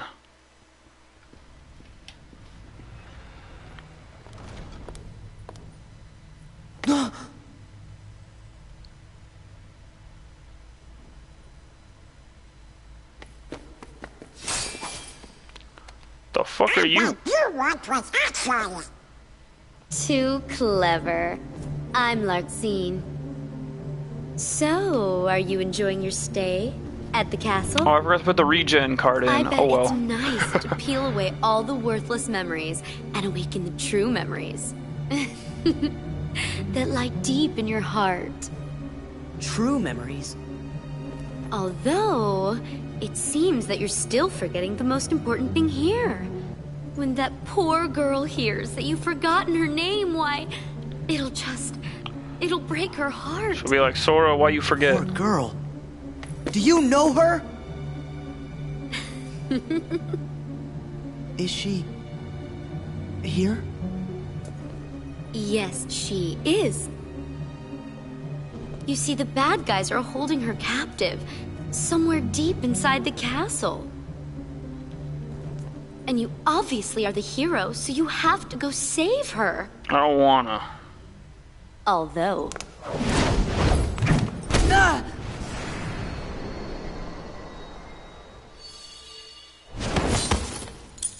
Oh shit. I'm a bad guy, so you have to go through me. Sora! What's that? Yeah, way to defend your friends, Is that guys. thing mine? What a shame! You've been wearing it all this time and forgot? Has he though? No, that's not possible. The memory has to be engraved somewhere deep inside your heart. Uh-huh. Sora, you think carefully now. What, oh what could it be? And who gave it to you? Nah. Meh. Sora. Nami, his You're One getting Piece it waifu. now. Release the memory from within your heart. Don't release that lip syncing though.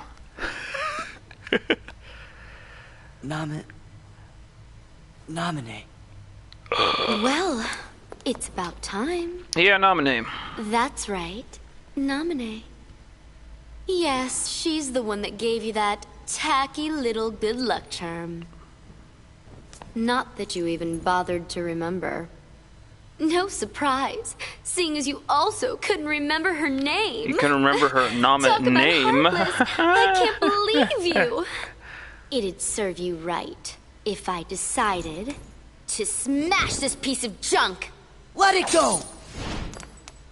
Yeah, just hit it with your sword, that'll stop it. Nominate gave me this. It's very important to me. Oh, it's important to you. Yeah, she got cool lightning powers. 10 seconds ago, you didn't even know what it was. Larcene's a fun fight.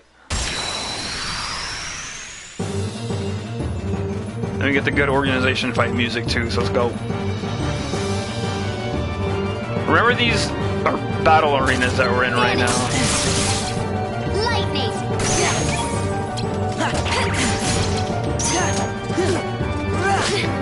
Because they definitely make a comeback in Kingdom Hearts 2. Lightning. Oh, I forgot to tag my zero card. But hey. Donald! I don't hit her with lightning that recovers, Donald, you fool. Freeze! Uh-oh. You're done. Heal! We didn't need to double use that, but that's okay. I'm playing a little unsafe here, but let's see. She just got some higher level cards than I expected, but... My zero card should be safe. Oh, I'll keep that zero Donald in check. That's gonna save me later. I feel so bad. We're doing okay so far, though. Lightning. Ooh, that's a big one. I don't have any 9s yet, that's tough. I just gotta save those zeros for the slates so I can block them. Yeah, this fight's not too hard so far. Vanish. Freeze! Oh, I really want to save that Donald. Heal! There we go. Sick heal. Vanish. Lightning. Lightning. Oof, perfect. She should break that anytime soon. Good. Vanish. Okay, she has one more bar left. Her pace at the way she's going through her deck is a little slower than it was before, so we might make it out safe. I should heal right now. Lightning.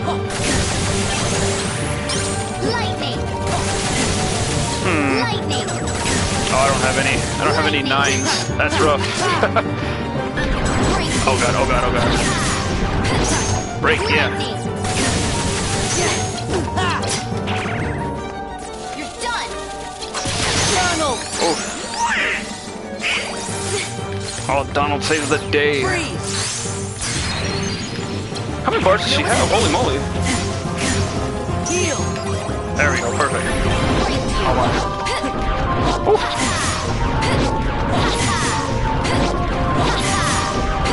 I'm so used to pressing square to block that I stopped rolling. Oh, I took a lot of damage there. That's rough. Damn, she's going in. I need my 0. I still have a lot of cards though, thankfully. Lightning. This should be the end. Lightning. I'm gonna take a chance on this one. Hopefully she doesn't break it. Yeah! Simba saves the day. That was a good fight. That's tough, but yeah, I need to watch my cards going forward. But we'll get there. Those are. I don't know if there's another large scene fight. I want to say there is. But yeah, she gives you lightning. But yeah, that's a good one. She is quite the aggressive opponent in Kingdom Hearts 2 when you fight her in the challenge battles you get to in there. You're not as bad as I thought. You really are a hero. A heartless hero. Who asked you? Oh shit. Oh, does it hurt because it's the truth? You are just a baby. And if you're gonna be a baby, then here you go. I created another card from your memories, you know. Be a good boy and say thanks. Ta-ta. Jenna. Wait, Larxene! Oh, he's mad now. Where are you? Don't you dare hide from me! Show yourself! So now you just kind of see Sora breaking down here, which is kind of new. We haven't seen him get too angry before. Sora, calm down. She's not coming back. Yeah, calm the fuck down, boy. Sora? I hate this. Why'd I need someone like that to bring back Naminé's memory? Because you're getting played, son. Yeah, we get the rest of the world cards. Ooh, I forgot. Forgot what card is in there. We'll hold on a second. Let's go to the floor up. Yeah, so Naminé. That's the one. Whack. Yeah, good fight. That was a good first try fight. Now things are starting to heat up, so stay tuned. Ooh, get all the warriors in throwing here. that battle wore me out. Really? It looked to me like you just plain lost. Oh fuck. How dare you! Axel You didn't don't have to go that appreciate hard, the but he nuances did. of An ungainly effort. Ooh, yeah. Vexen. More friends come in. How could you be humbled by someone of such limited significance? I love this guy. You shame the organization. How can we help you, Vexen? It's not very often we see you topside. I came to lend you a hand. You obviously believe this Sora has much potential, but I remain unconvinced he is truly worth such coddling. I think an experiment would show if he really is of Who's Vexen? value to us. In case you couldn't figure out by the experiment bit, he's a scientist Here we person. go again. It's just an excuse, so you can carry out your little experiments, that's all. I'm a scientist. Experiments are what I do. Yes. Whatever. You can do what you want. But you know, I think testing Sora is just a cover for testing your valet. Valet? He's the product of pure research. Alright, so he's saying valet, What it right? actually is a toy. We'll talk about this in a second. You should just learn to be quiet. Anyway, since you came all this way, you're gonna need this. And that's A Destiny humble Island. gift to my elder. I hope you use it to put on a very good show for us.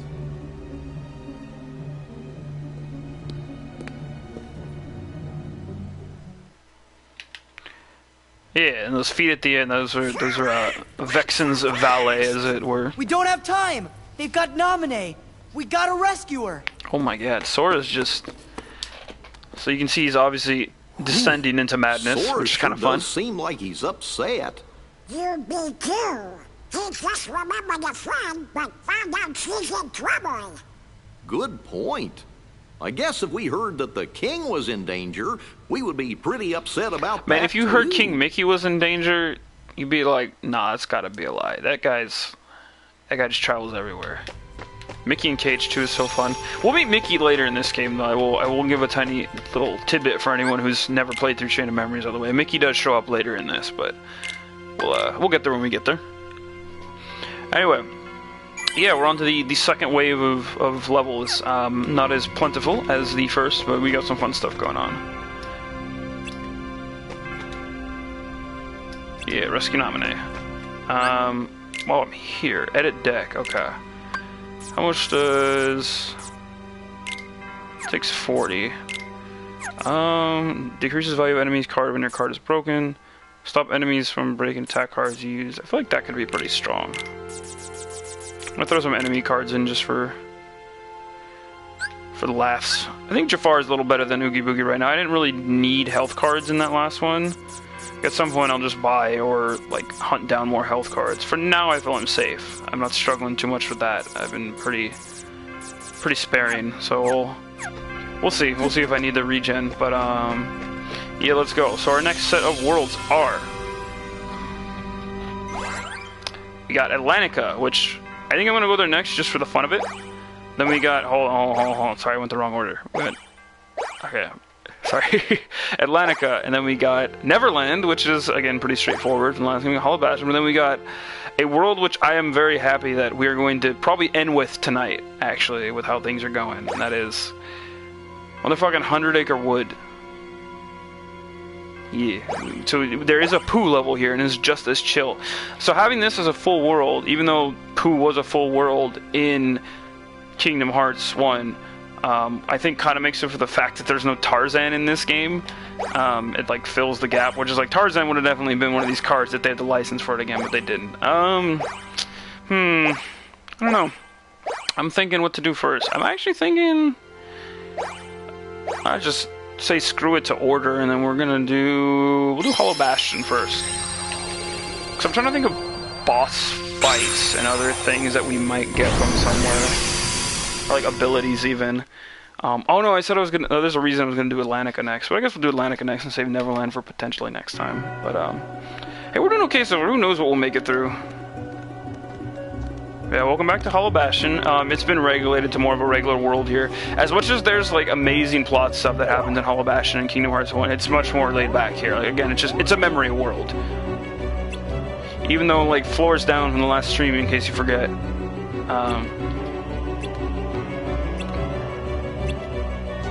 What you call?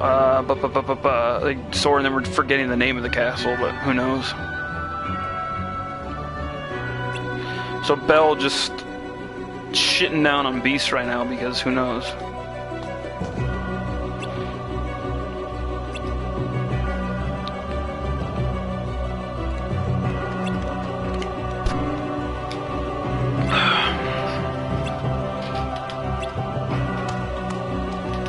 So yeah, plot things here are definitely very much more simplified.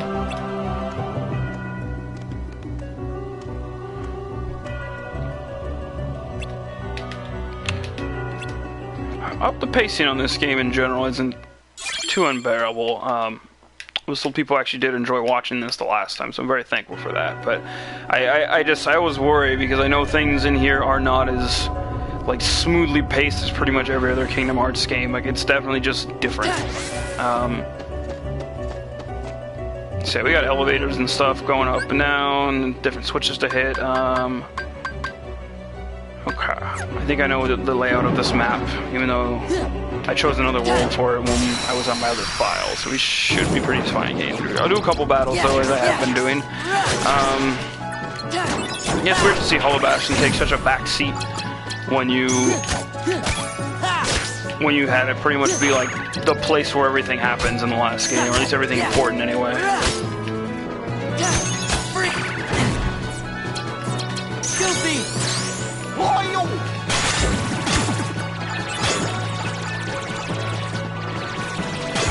There we go.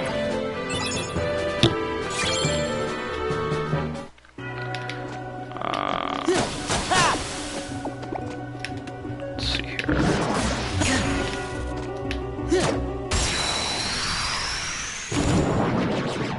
Oh yeah, so Sora's got a question mark on his head because he got hit by some, I guess, confusing gas. That's another weird status effect that can be applied to Sora and enemies in here if you have the right slates. Again, just more weird tech. that is unique to this game.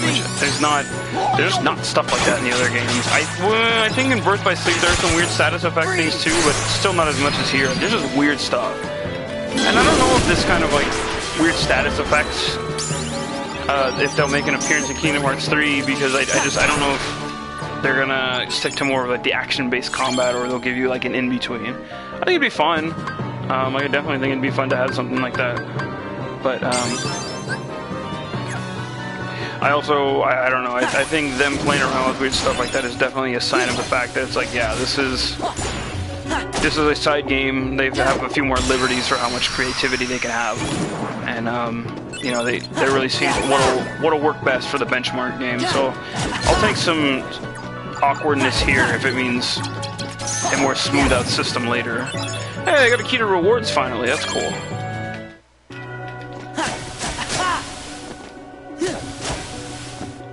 Okay, I think we're safe going forward.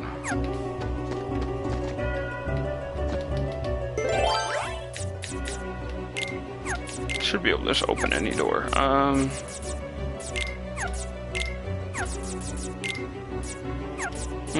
use this one.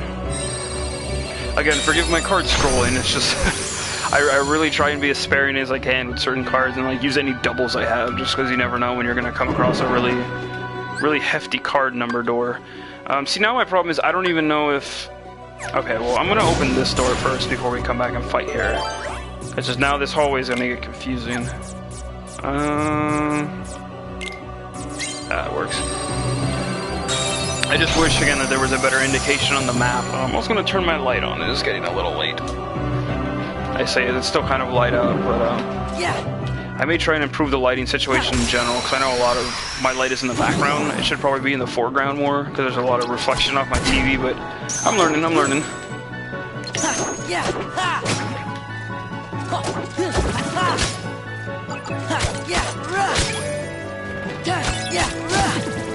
Freeze! Goofy! Eventually, though, we'll get Beast as a card summon too. He's pretty useful. It plays out like Kingdom Hearts 1, where he's not in our party right away, but then we eventually get him. Heal!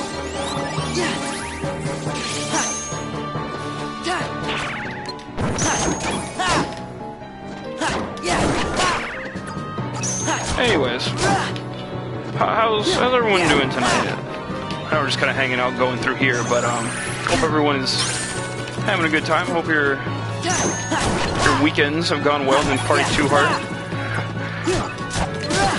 I think I mentioned it when we started, but yeah, it's, if you are in the US of A, it is 4th of July week this week, and I think most people are kind of whatever at the fact that 4th of July lands on a Wednesday, which is kind of strange, but I don't know. I'm not the calendar manufacturers for America, so.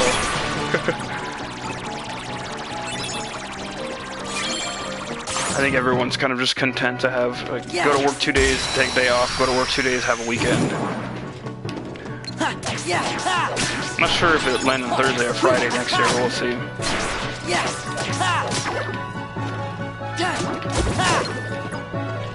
Good.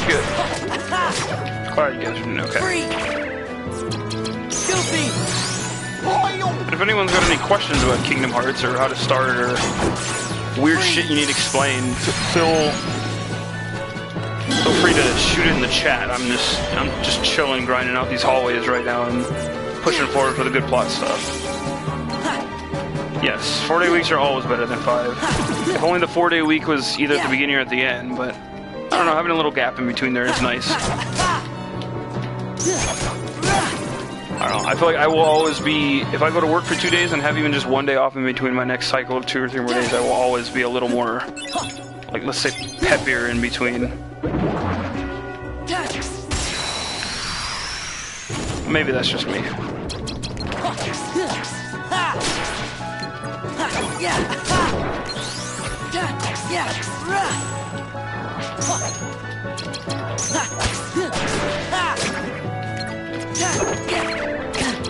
Freeze! Power! And yeah, we're also seeing weird enemies here, by the way, that we didn't originally see. So these were like squid-looking guys. Were not in Hollow Bastion originally. Oh, what's my favorite org member? That's a fun one. That's a tough one, actually. I feel like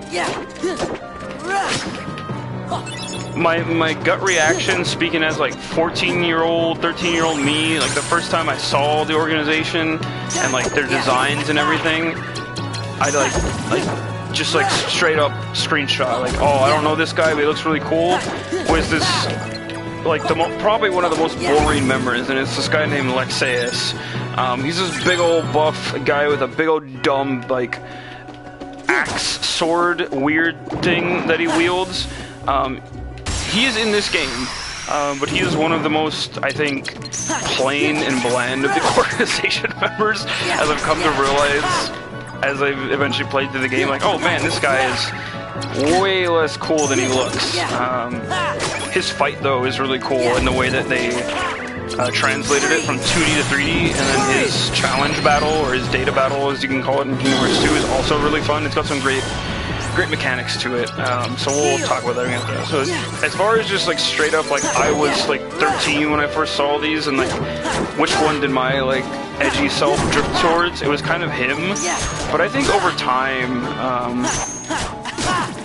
I don't know, I think I've really grown. I've definitely got a soft spot for Axel. He's really cool.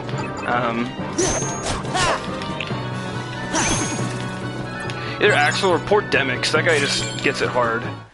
He's the funniest. He gets it so hard in Kingdom Hearts 2. He doesn't give a shit. He just wants to kick back and play music. Okay. I think I'm gonna want to go back that way and. Yeah, Demix is chill. He's goofy.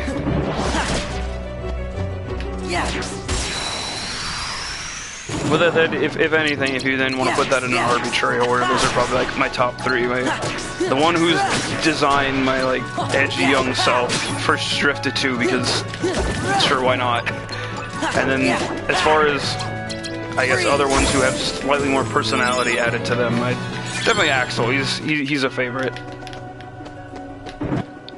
Just because he's such a sad boy at the end of the day. He just wanted to hang out with his friends. And then just poor Demix, because man, he just picked the wrong guy for the job, or whatever he says in 2. Okay, good, I picked the right door, thank heavens. I think the whole organization in general, their designs are fun. You know, their weapons are fun, all their different fights are fun. It was interesting to see, I guess, Nomura pull everything together for that, but it also definitely comes out of that time where it's like, boy, did you watch Naruto? Do you know the Akatsuki? Like, you know, let's make a group of like evildoers that's not just like the one guy and his subordinate. It definitely comes out of like that time where like writing like evil like groups like that was kind of a popular thing. Not so much anymore, I want to say, or if it's like, I don't know, like even in like leaning more towards like Japanese media, so like manga and stuff, like Hero Academia, like there's like the evil villains there, but it's not just like the evil villain squad. It's kind of more nebulous. But it's like, no, this is like, it's definitely the organization. Like they got black cloaks that everyone can buy and cosplay in. And then yeah, so Memory Bell right here, by the way, is also just kind of chillin', being like, oh, like I'm lying to Beast because Maleficent's manipulating me and blah blah blah blah.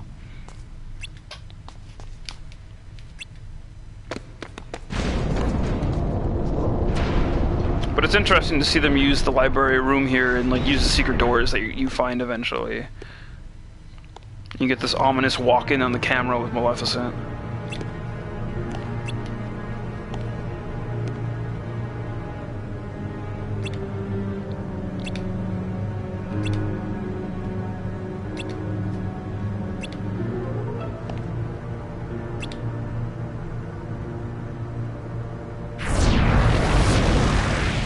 Damn. Bell just gets burnt.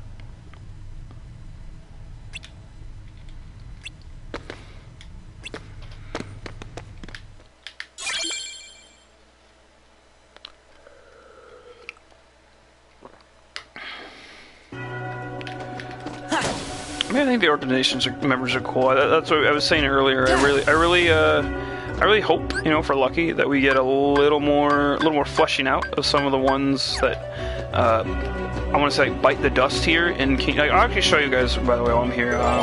So I got our key to rewards, right? This is what I meant. Like, this is Hollow Bastion's a later level. Okay, so each level has a specific key to rewards requirement for opening it. So if I did Hollow Bastion at like a different floor, it would still, I think, be 30 cards and then the key to rewards card. I would need to double check that, but I'm pretty sure that's how that works.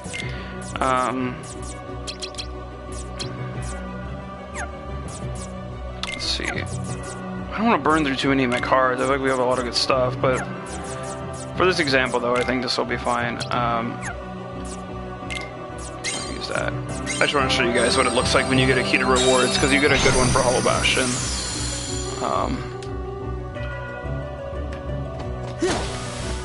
Shouldn't too much in here. And it's always good again, hit the breakable structures. Even if you only get health out of it, sometimes you get Moogle points. Oh yeah, I think the organization, as short-sighted as some of the writing might be in some of the, I want to say, like, lesser members that don't get too much time. Like, there's some that are definitely weaker. Like I said, like Lexaeus, even though I kind of like goofy. Okay, so this is Mushu. Oh gosh, okay. I didn't even realize this was gonna happen, but I guess it's constant. So Mushu is the item you're normally supposed to get here. But you'll see there's a second chest here. I mentioned earlier in the last playthrough or on the last stream that there's to fully complete the HD pack version of this game, you need to watch the cutscene compilation for 358 Days, the DS game, because doing that allows you to then get cards for the rest of the organization members that don't normally appear in Chain of Memories, but it's kind of just like a fun add-on, and they kind of all have wild abilities. And I'm still on my same like overall save data for the whole pack, and that carries over to all your playthroughs subsequently of Chain of Memories. Once you do that, you can go back into your completed file and then go in the rewards rooms, and these chests will all be there. The other chests will just be, I think, either open or have like a random item, but I don't know what card I'm going to get in here, but it's most likely going to be the organization card, which is kind of funny. Yeah, so we just got Zigbar. He does not appear in this game at all. What does this card do, by the way? He is one of the higher ranking org members. Let me see. I totally forgot about that. That's funny and cool. Powers up missile attacks. I guess that's like fireball and stuff. Well, because Zigbar uses these cool guns. Anyway, yeah, we need to get Roxas' card, though. I forget where Roxas' card is. I think it's in Twilight Town, which we'll get there eventually. But Roxas' card, like, makes every card hit for twice, I think, or it does some like ridiculous effect. It's just like really dumb fun stuff. That's fun little tidbit there. I totally forgot about that. I thought you had to beat the game once for those to appear as well as watch 358 Days. But anyway, that was a fun little Easter egg that I did not think was going to appear there. Not even Easter egg, but just a fun little extra.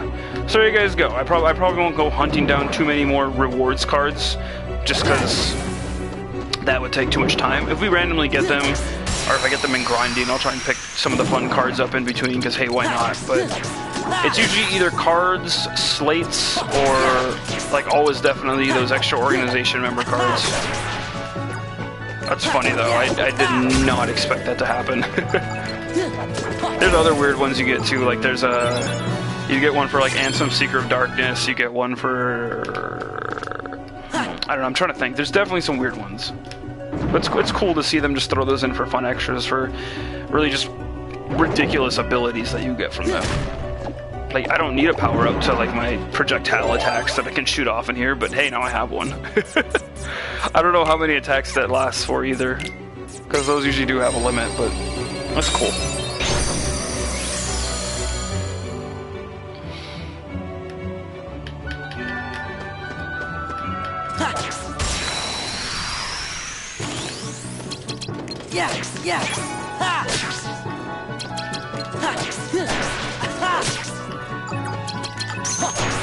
There we go. I'm kind of glad that, to my knowledge, aside from like one or two extra, like, I don't want to say evil forces, but like a main evil force will get revealed later in Kingdom Hearts Birth by Sleep. It's basically just one guy, but aside from that, there shouldn't be too many more crazy villains added to Kingdom Hearts 3 in like terms of overall plot, from my knowledge. So I'm hoping that organization members we didn't get too much time with get like a nice second time in the spotlight, maybe, or get a little more love shown to them. I think that'd be cool. Because there's definitely some, like I said, like I was saying, Lexaeus is definitely like cool design, really weak characterization. He literally is just like big, strong man.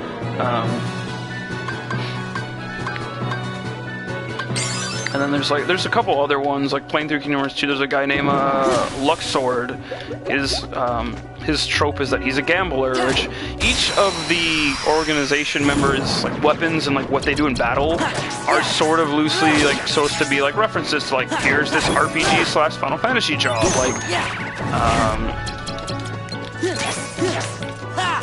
like a tank type fighter character, or like a mage, or like a gambler. I'm not sure what Larcena specifically is supposed to be. I think kind of like an assassin, like thief kind of character. Same for Axel a little bit. It's a little more loose on some of them, but I think they were definitely trying to go for that, because in Kingdom Hearts 2, we'll get there as well. It's fun to riff on it for now.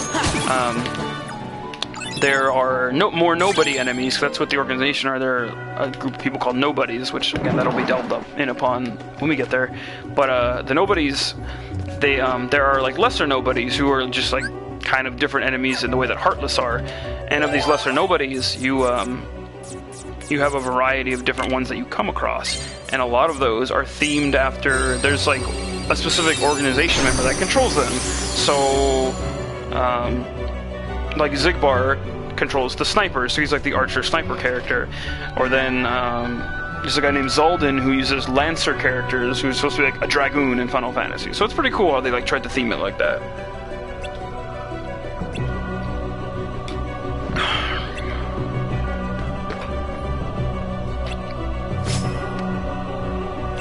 And there's that weird bull statue in the background that we like pushed off the cliff there, but it's just on the ground now, I guess.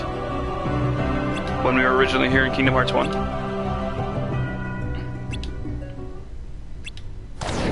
Oh shit. He made it.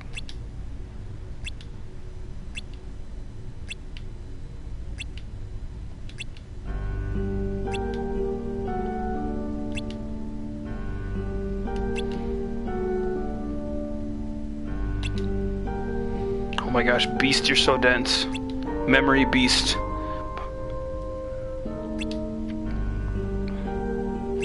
Someone say memories?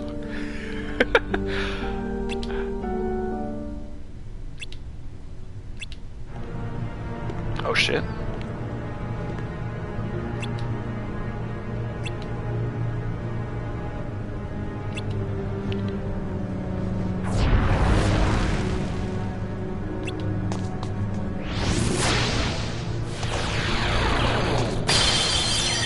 Damn. Just destroyed.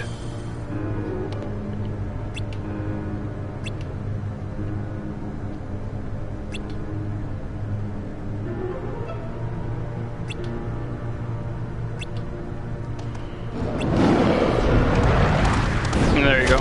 I know, I think this is where Beast teams up with you. Man, I've been here the whole time. What are you doing here in Sora's memory world? Yeah, of course we'll help you. What else we gotta do?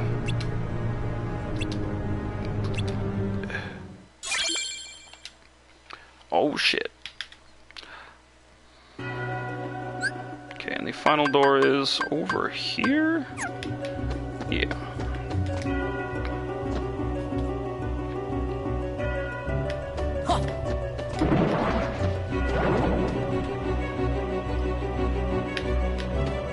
I'm really wondering too in Kingdom Hearts 3 if we'll see like any mild spoilers ahead. The Castle Oblivion is going to play a greater role once again. Like, we'll get there when we get there, but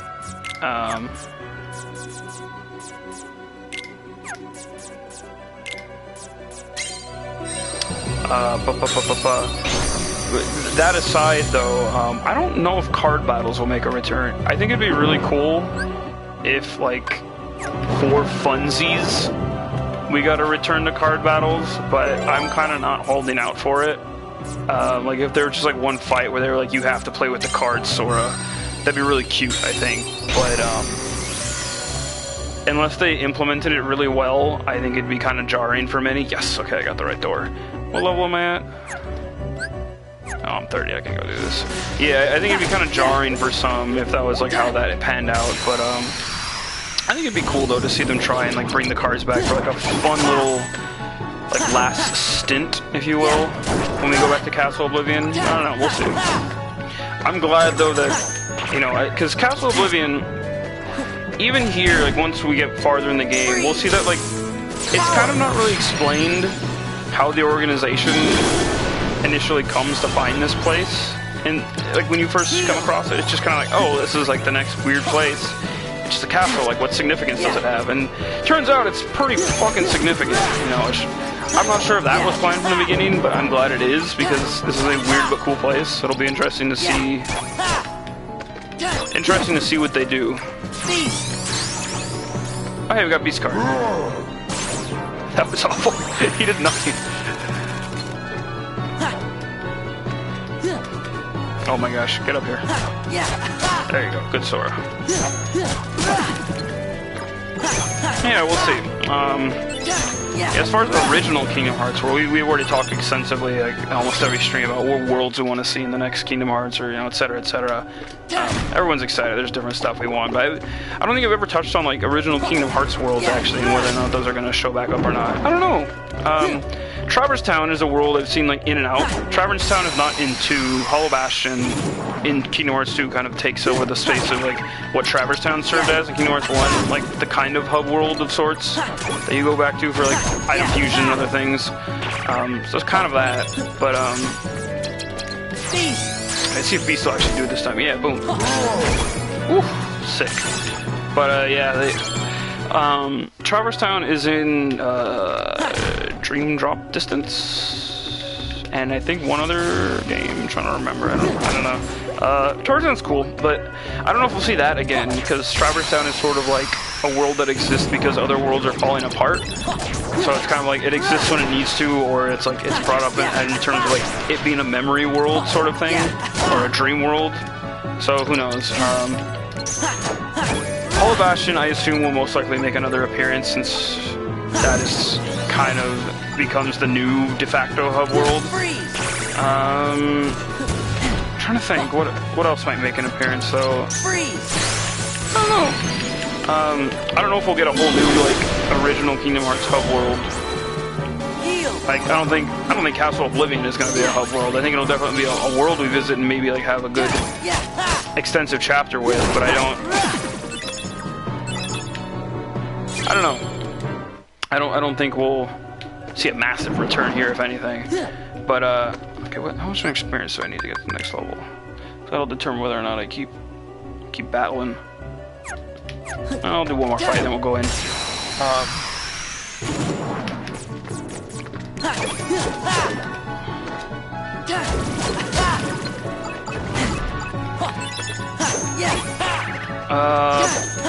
But yeah, I don't know. As far as more original worlds, I'm sure we'll see some that have to do with like the game ending, or like just generally finishing up like a final boss area or something like that. But I don't know about like straight up original worlds. One thing I've always been kind of like curious about, but not 100%, was the fact that like we've never quite seen a Final Fantasy world, which is like, sure, it's kind of been established that all the Final Fantasy characters we see are like alternate universe characters. So it's like you take that with a bit of salt there, or it's like, yeah, you know these characters, you know who they are and their backstories, but it's like not exactly the same characters as we know, but it's like you know them, so it doesn't matter. Ideally, you know them anyway. But yeah, they've never quite pushed like a world from a Final Fantasy game. Like you don't go to like Midgar from Final Fantasy VII, or you don't go to like, I don't know, like Ultimatia's Castle from 8, or I don't know, just like other like, or like you don't go to Xanarkand or something. Like, you know, I'm thinking of like big notable worlds from like the bigger games, but yeah, you just don't do those. So it's like, I think it'd be interesting, but I also like, as time has passed, like even though we've had worlds like Pirates of the Caribbean, or I don't know, like a world with more like live action oriented characters, or like I guess slightly more human characters, like I mean maybe Tarzan even. Like those still feel very Disney-ish, whereas like I don't know if like a Final Fantasy world like wouldn't feel out of place. Yeah, blah blah blah. We're fighting Maleficent again, by the way.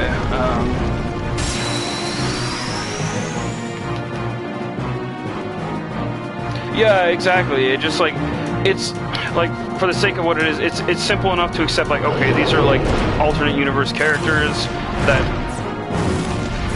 are just like here.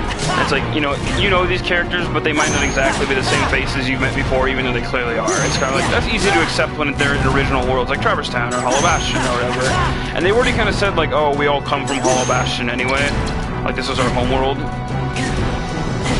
Oh my god. Freeze! Courage!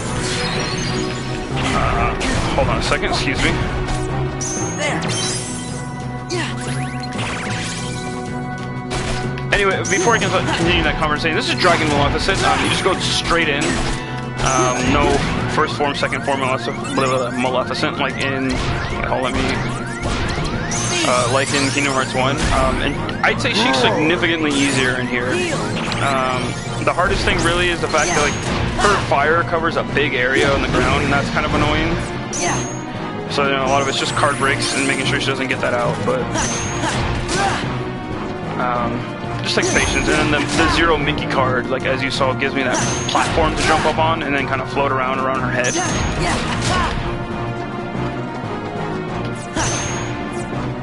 So, but beyond that, it's not too hard of a fight. Freeze! I try to hit her with ice attacks when I can, but just her fire reaches so far, like you have to just get over on the other side of her. Alright, I have Jafar, that should be fun. It's like I totally put the enemy card in my deck, why don't I use it? See, like having that platform there, just like almost like the fight null and void, just keep throwing out attacks. Yeah, power!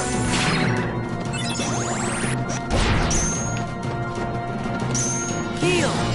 There we go. Yeah, so this is not too bad of a fight. A lot of the Disney boss fights are pretty self-explanatory. Just break cards and do the thing. Especially the fights that are kind of like bigger beasts like this. Like kind of how we saw with Trickmaster earlier. It's so easy to just break the cards like that and nullify most attacks. Whereas like when you're fighting the organization members or other people we'll come across later, like anyone who's a human-sized character, if you will, is a lot easier to fight. I want to say. Damn, easy already. I thought she might have had another life bar left.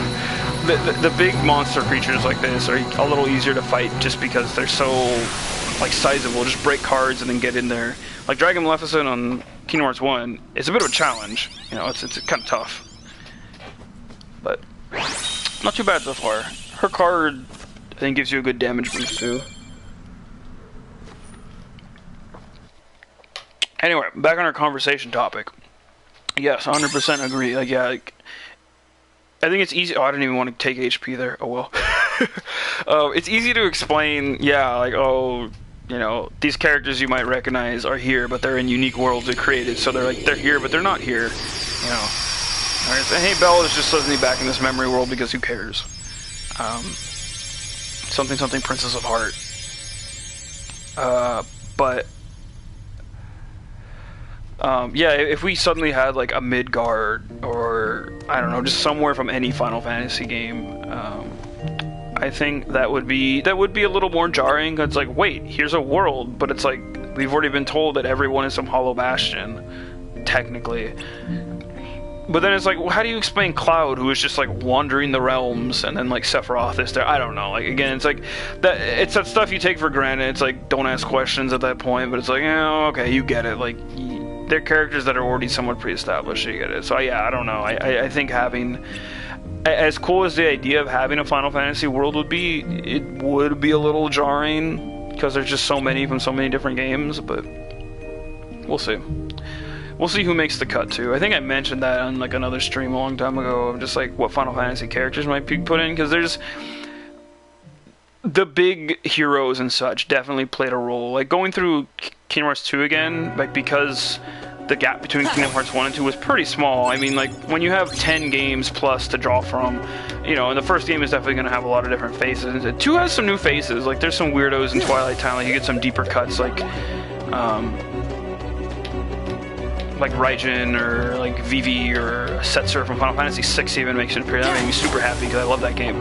But then you also got some newer faces, like the entire Gullwing cast is there from Final Fantasy X-2. There are some newer pulls into from Final Fantasy characters, and I'm glad that was a thing. So I'm curious to see like what big pulls they'll try and make. Like, as much as it's a split decision on like how people feel about the game, I'm pretty confident we'll at least see Lightning at some point in Final Fantasy, or excuse me, KH3. Like if Lightning and Noctis don't make it in, I will be legit surprised. Like if only one of them does, then that's fine. But if both of them don't, I think I'd still be pretty surprised. Where are we at? Okay. Yeah, let's go. So we'll see how that turns out. I think new faces will appear for sure. It'd be neat to see those. You are... Riku! Oh, hey, look, it's our boy. What are you doing here? Not happy to see me? No.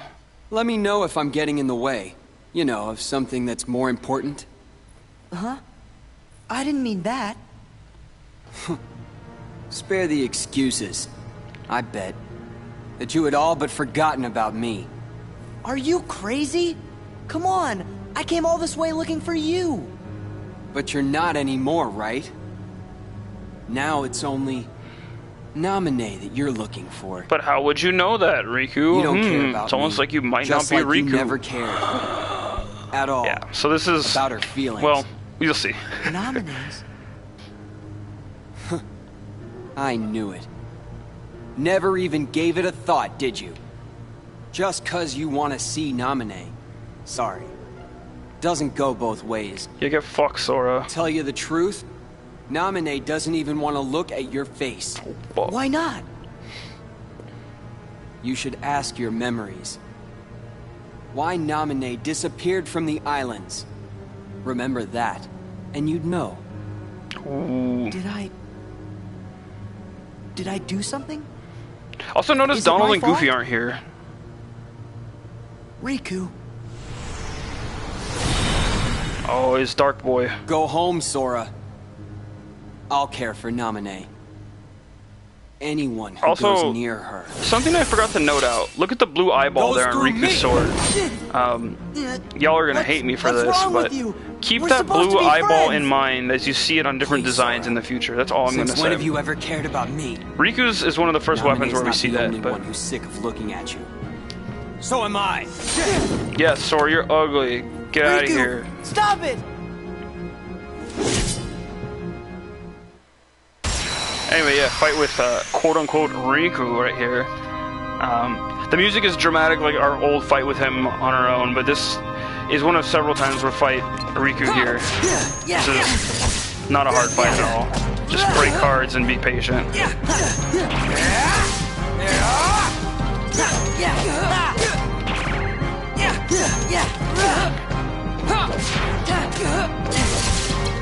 Freeze!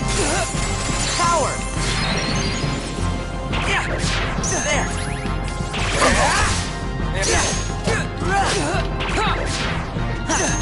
One of the later Riku fights, though, is a bit of a pain. He just really gets in your face. I will have been grinded up well enough by then for that not to matter, but still.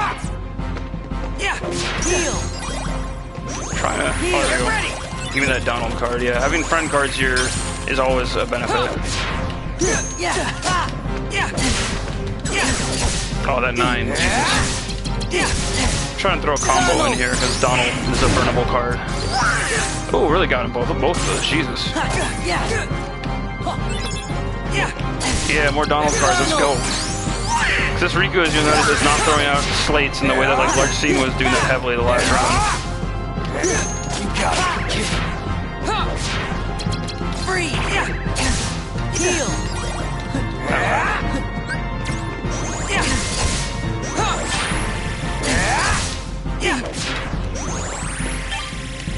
stunned. That's annoying. Oh.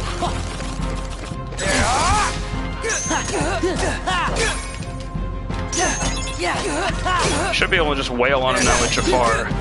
Like, that's such a good card. Just like having things not get broken. So find the one card that like breaks for you, and then. Oh wait, hold on. Yeah, Goofy saving the day here.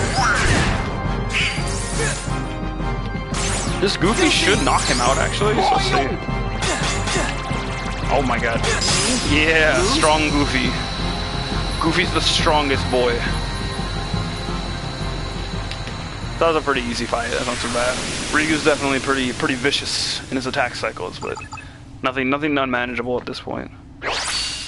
And then you get wind or arrow. Yeah, arrow has a different effect in here too. It actually does like an actual wind attack, whereas arrow was your defense magic in the first game.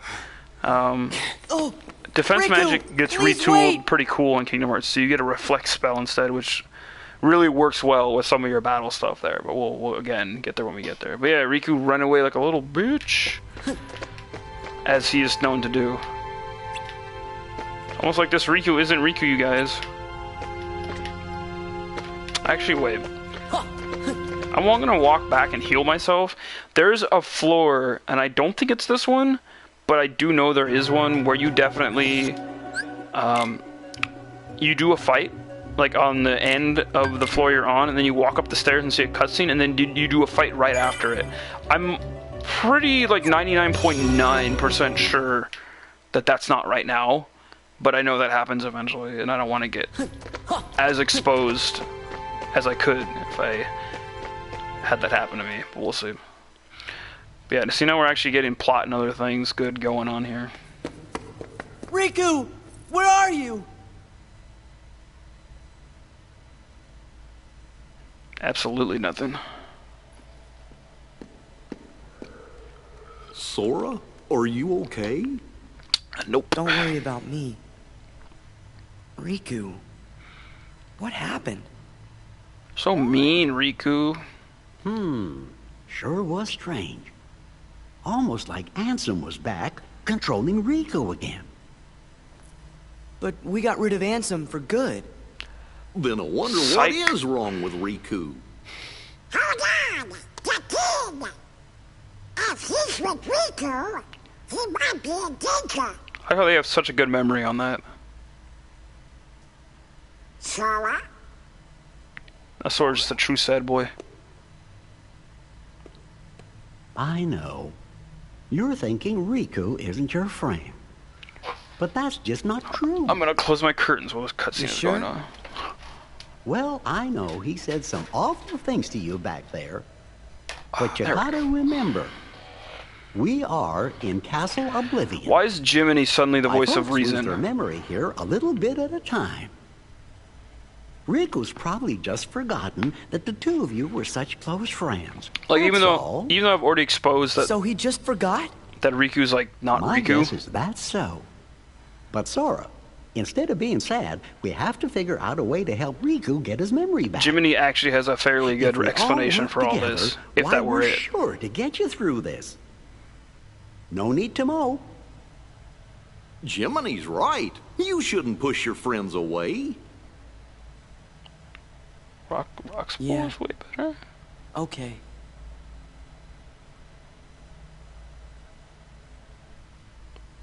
Sora, do you remember our very first promise?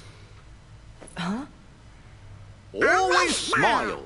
That was the promise we made to each other the first time we met. We promised to never forget to keep smiling. Thanks, friends. You're right.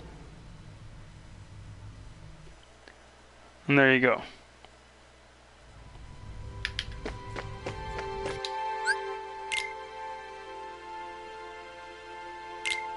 Okay, so there was no extra fight, thank heavens.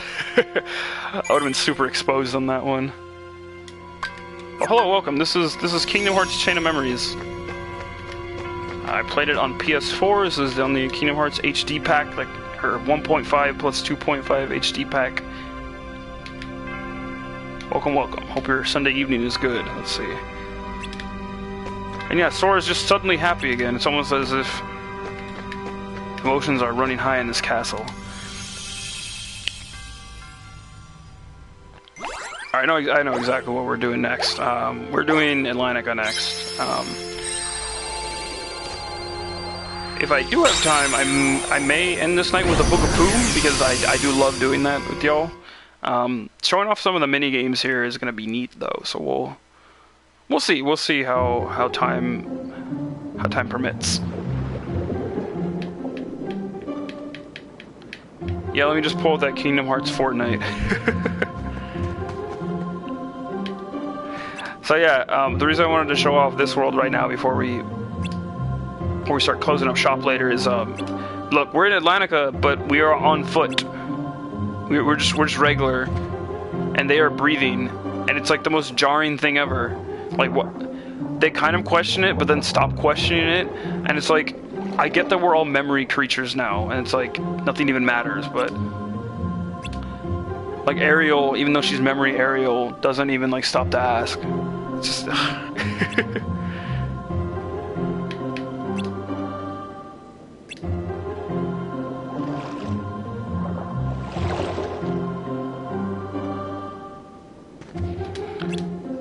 yeah, of course she was in a hurry.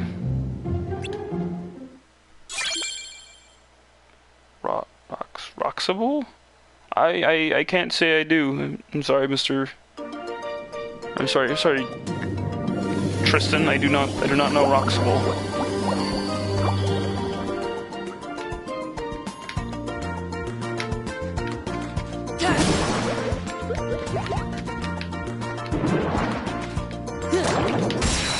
So yeah, this is Atlantica, and like, again, because it's Chain of Memories, who cares? But all the battles are on foot, and it's just silly.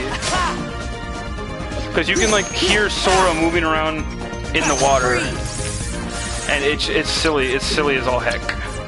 Power. And we're starting to see more of a variety of enemies as we continue to climb up the castle. Freeze. Ah, okay. Yeah, no, I've had Rob Link as my username on everything for like ever. Since I started using the internet, which was, I mean, that's almost like 20 years ago at this point, so I don't know. It's not a common name, but that's my. Yeah, no problem. Enjoy your night. Thanks for stopping by.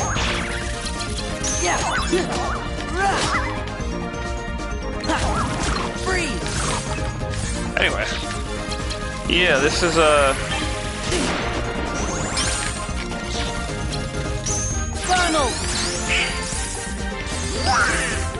where's I going with this? Yeah, it's just weird. It's one of the more jarring aspects of playing Chain of Memories. Also, these big old pufferfish guys trying to hunt down their enemy card is one of the most annoying things ever, because they only appear in certain rooms of the castle.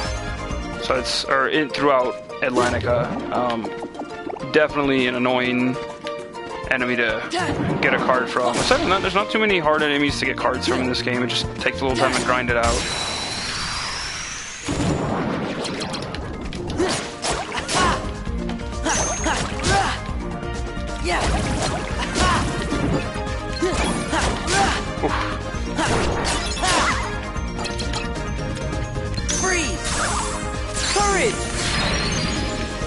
Yeah, Atlantica's still pretty fun, and I don't think there's anything too crazy that happens here. This is kind of the last of the... Well, no, I guess Peter Pan, Neverland, that's still a quote-unquote normal world.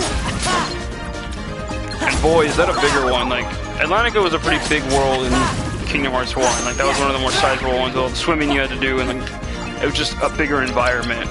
But, Neverland, once you get there, you'll see... Especially because it's a level you always do later, regardless. Like, Neverland is such a big area in this game. Like, there's so many rooms. Like, Captain Hook, your pirate ship is not that big. Hey, we got another key to rewards. There you go. These start to drop on higher floors, so I'll always point them out. I don't think I'll want to go for them all, because again, like, the cards required to burn through and get them can often be annoying, but... It just depends. By the way, so The blue highlighted room here, that means that's a key to rewards room that will only glow if you have a card, which is nice. So, like this one over here, this gold one, that's the actual story room, so that's where we're trying to go.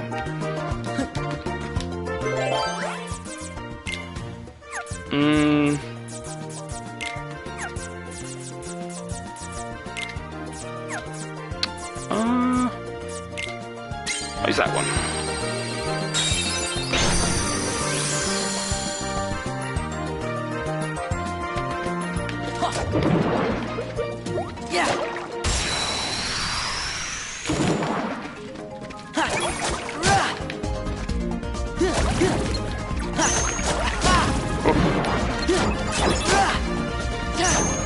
Now we're getting to the point where I definitely blew through the other floors pretty well, but I think my level grinding is mildly starting to catch up, but it's like this is going to be our last major floor for the night that needs any fighting.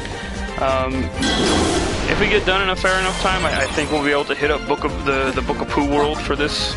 It'll be kind of a nice throwback for anyone who watched Kingdom Hearts 1 to end the night on a Book of Pooh note. That's always a good time. But yeah, it's just a lot of mini games. It's kind of ridiculous though. Like you'll see a jump in quality again because this was a game that came out around the time when Kingdom Hearts 2 did, development-wise anyway. Oh, I did that in the wrong order. But I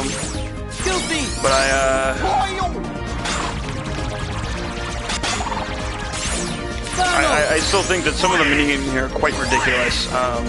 Just the requirements on them. Normally doing them isn't bad. You can just do the minigames and then be on your way, but there's a trophy that requires you to like get all the high scores on them, or at least based on the game's like journal, I guess. And so that's it's those can be kind of annoying. Like I almost don't want to do them, but we will do the minigames. We'll definitely do them. I am not sure which way I need to go here to get to that room, so we're gonna take some experiments.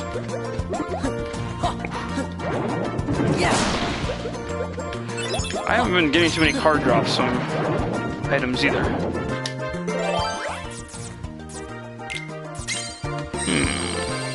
Let's see. Hopefully, this is where we need to go. Yes.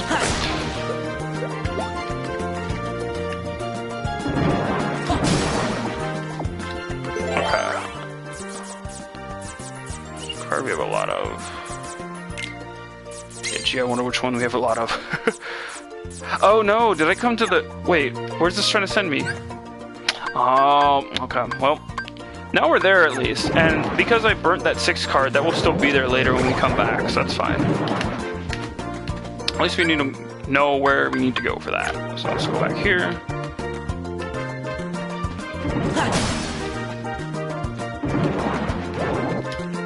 Man, truth be told, as much of a catchy song as Under the Sea is, I'd be quite fine if I didn't hear it for a while. For those of you not aware, in Kingdom Hearts 2, there's a music rhythm game world based off Atlantica, and I will just again leave it to that. But I've definitely heard this song a few times recently. It's a fun idea for a world. I have no idea if that will make a return. Like, see, that's a slate we just randomly got there from a chest, too. That's another weird, annoying aspect of completion, is that getting slates from random chests like that can often be kind of a pain. Anyway, okay, here's the next progression door.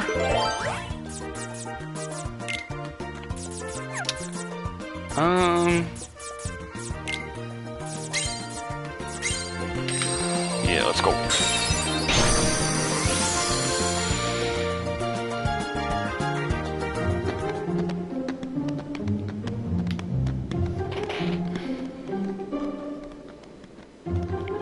And yeah, see, we're just walking into Triton's throne room with our models being way too big for the ground. Like, look at that, they barely fit on the path. Like, clearly this was not designed for them to walk on, even though they're reusing the same models and stuff for the world. But yeah, so basically Ariel ran off with King Triton's trident.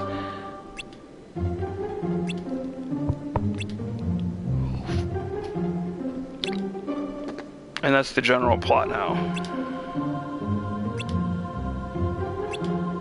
Yeah, I wonder what she was carrying, that giant 3-pronged item Goofy. And I don't know why Donald's emote for this game is whack for everything, but I guess that's like his duck noise.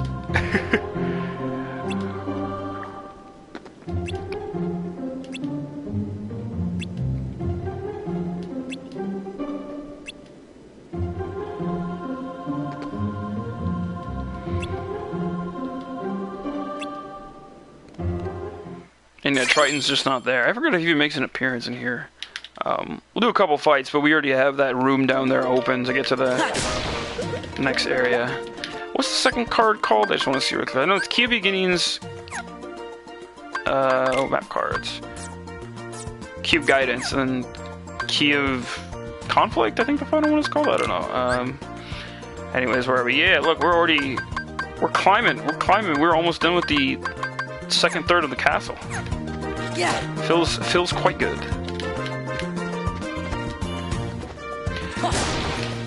As worried as I was about how kind of tedious going through these hallways would be, I think because I know this game so fairly well, I've been able to do this at a good, healthy pace. So I don't know if the climax will be next week. I will most definitely be, or talking about it here. I will most definitely be doing another Sunday night stream next week because I will be back. I will be able to, but two. I like doing Sundays now. But lastly, I don't know if we'll be done because while I should be able to grind during the week again when I do find the free time, I don't know 100% how tough it will be to get to the end of the game next time. It shouldn't be that bad if my memories serve me right, but also I don't know because the last area can be kind of a doozy, if you will. Because the problem is, like, some of the later worlds, like, once you get past this set of cards here, you get, like, one new world per floor. Like, you're just, at that point, it's like story progression. Because we're on floor 8 right now. And it doesn't feel like we climbed up that high, but we definitely have in the castle. But then, so next is floor 9 and 10, either of which is, it's most likely going to be Winnie the Pooh for us tonight, because I want to do that. It would be that or Neverland, and then leave us at the end of floor 10, which a lot of stuff starts to happen, you know, in between the worlds. Like, what you do, like, battles-wise and such, matters a lot more than it did before. So, I just want to make sure things are well-paced and I'm not stuck having to grind on stream. That'd be the biggest fear for the game. I think that's what's kept things smooth so far, so I might have to put in a little more work with that this week. I want things to go as smoothly as I'm hoping they'll go. But we'll see. Again, the problem with grinding on a weird floor too is, like, I could always be grinding a higher up floor and getting more experience, so I don't know. I think I may just be worrying too much about it, but I'm just worried about y'all and making sure you guys have the best experience possible with quite possibly one of the weirdest games in the series that's already a bit hard to digest, whether you're playing it or not. Courage!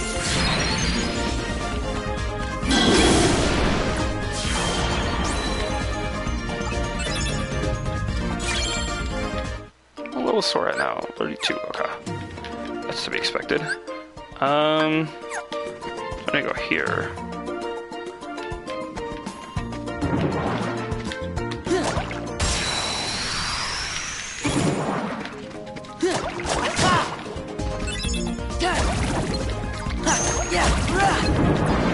Also, I've noticed I haven't gotten too many Keyblade drops for this world either, which is fine. I haven't been hitting too many items, I've kind of just been going through. Donald! Freeze!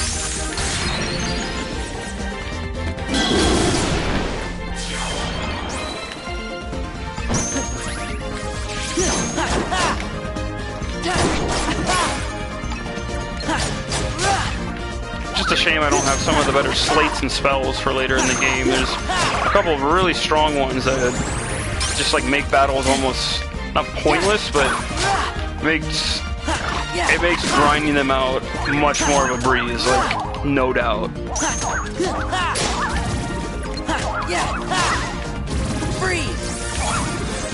There we go. So we'll see. I know for the final battle I said I would also flip over and show off my 100% completed file, because there isn't like a secret movie in here, or like not at least in the way that the way endings and such work in this game. It's just you play through to the end of the story, and then that ending is that ending. Like the only like notification that pops is you get to play as Riku at the end once you beat Sora's story the first time, and that's it. It's not anything super special. So I think it'll be kind of fun to show off my final completed file to everyone as I did before, to show like, hey, this is what everything looks like once it's been baked in already. Maybe baked in a little bit too much for Chain of Memories, because Chain of Memories is getting all the way up to level 99 and stuff is not necessary, as I will continue to state. Let's see. I think we'll give Sora a little bit of HP.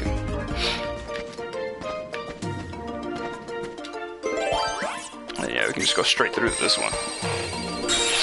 So we'll see.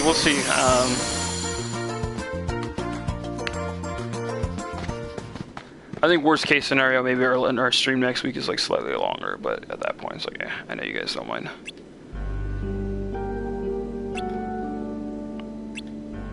Just put the trident in the trident hole right behind you, memory, Ariel, do the thing.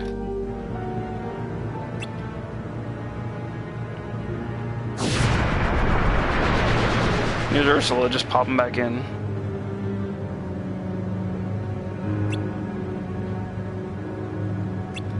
And yeah, that's the plot, I guess, so if you didn't catch that. So the little fish, Flounder, has been like swept away to the human world, like Finding Nemo style, so that's what Ariel's trying to get him back for. Like a much less interesting plot.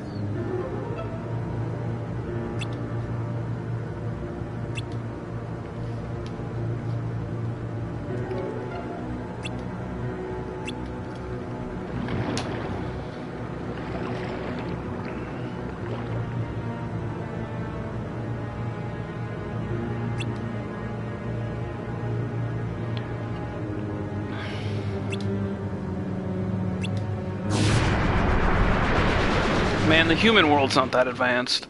He'll survive. But I guess people have been fishing for centuries, so who knows? Yeah, trust these people walking on feet. Memory Ariel.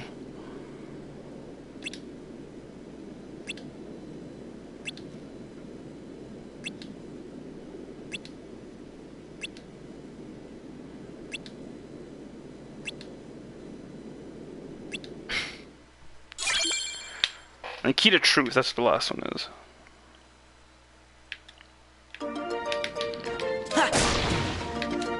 And then we are now in a unknown room of rewards. I'll take that. Shoot, I've never seen that happen before. So like sometimes, so when you finish Homing Blizzard, that's good. When you finish one of the like story worlds or rooms, you will drop out into like one of the rooms on the side, whether it's the one you just came from or one that's like directly to the other side, like adjacent to it.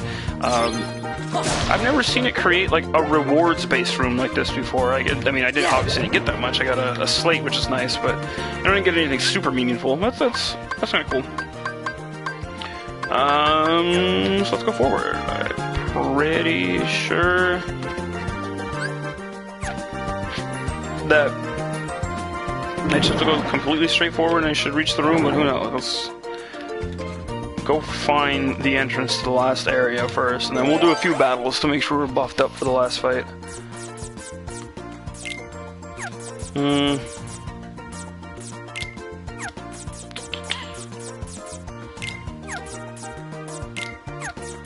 don't have any double 3 cards or doubles or anything higher. I don't want to waste too many of my bigger numbers. Yeah, I'll go with sleeping, why not? I have roulette cards. Just roulette cards are always useful for like trying to find a card you specifically want. You might need to look up a guide if you need help. Like some worlds have like certain cards that appear more frequently than others. So at that point it's just kind of like going to that world and finding what you need.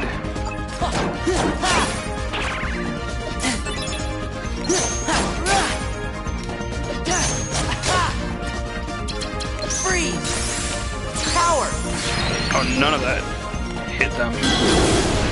Ariel now as a friend too, because she comes in later, kind of like how Beast does. So let me show off her power. She's actually pretty strong. Whereas like she's kind of a healer, more like magic user in Kingdom Hearts 1, but she's got some good physical attack stats in here. Like it's nothing super special, but hey. It's cool to at least have her as a summon. But yeah, I like how almost no one in here, even though it's just in their memories, like King Triton in Kingdom Hearts 1 is all about like, y'all are meddling in my world, get the fuck out of here. Like he knows all the secrets. Whereas in here, yeah, it's memory world, but like that feels like a distinct enough memory for this world that they should be able to remember that. And yet no one is asking questions as to why these weirdos are just walking around the ocean floor like and just chilling. Like no one bothered to ask. So I don't know. Take that for what you will. Alright, so I have two choices. I can either go forward or to the side, but I'm gonna try forward and just use one of my many chest cards because it'd make it much easier. Yay! Okay, so that's where the boss is. Let me at least get the cards down on the door, and then we will. Hold on, where are we at?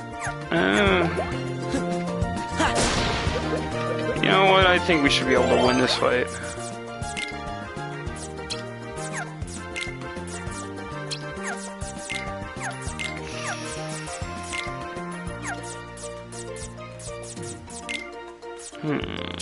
Moogle card is fine. This one's fine. I don't think I'm gonna have any cards that actually have a good set of doubles. We'll just do that. Yeah, let's go. We can do it. Ursula's not too hard of a fight in this game. It's actually kind of interesting the way they retool Ursula. I kind of like it, but you'll see. So we don't have to do this goofy cauldron fight again, thankfully.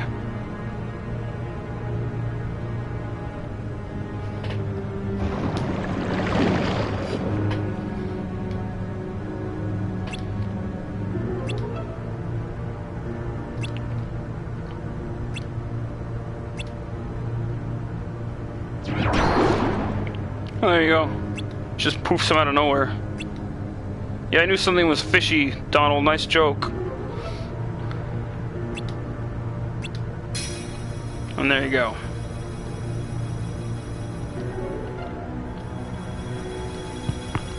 Like, he's already here. Why did you need to give her the trident? Just swipe it. Just push her away.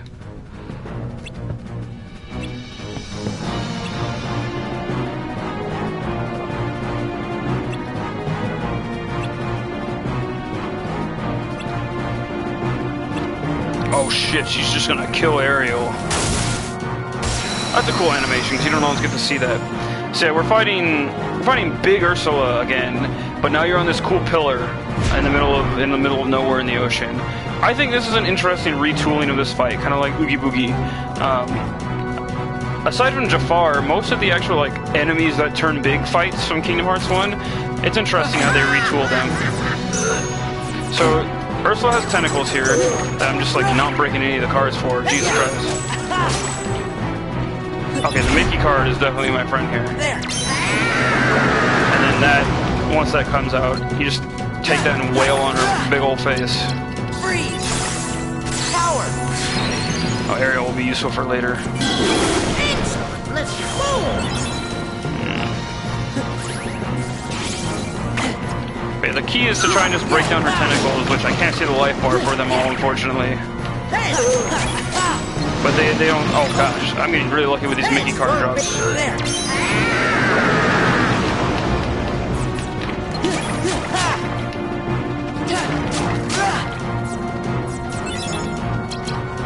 Oh, yo, I got 3.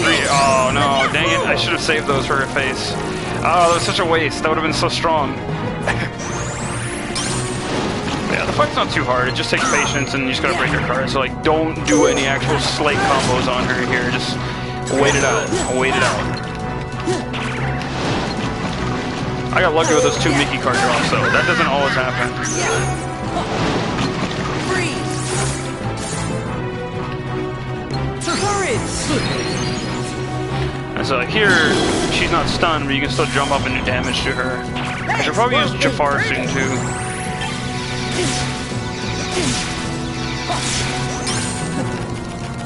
Okay, I'm gonna use Jafar here. I wanted to use that when her face was over, but it's okay. God, I really need another Mickey card. Oh, did I get one? No, it's Ariel. I don't need that. I want Mickey. Is that it? I think that's it. No, it's another area. Ariel! I don't know if this will hit her, because you need to be at the right height. Yeah! There we go. Got something. Freeze! I think I'm gonna burn Symbol on this here. Oh, that was not wise. Oh, well, I keep my cures, though, which is important. This is such a weird fight, because I can't see my health bar in the side. I need to make a note to fix that. Or that'll just be the theme of this goofy-ass stream. Oh my god, stop. There we go.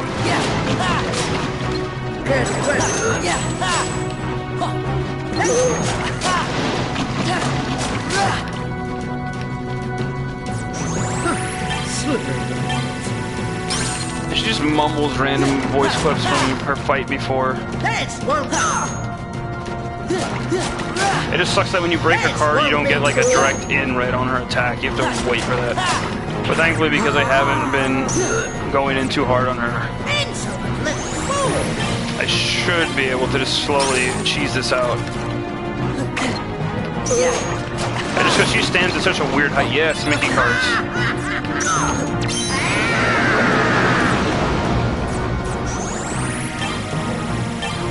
I'm gonna reload for the sake of it. Even though I'm killing time. I just don't know how many bars she has left. I would assume she might have one more left.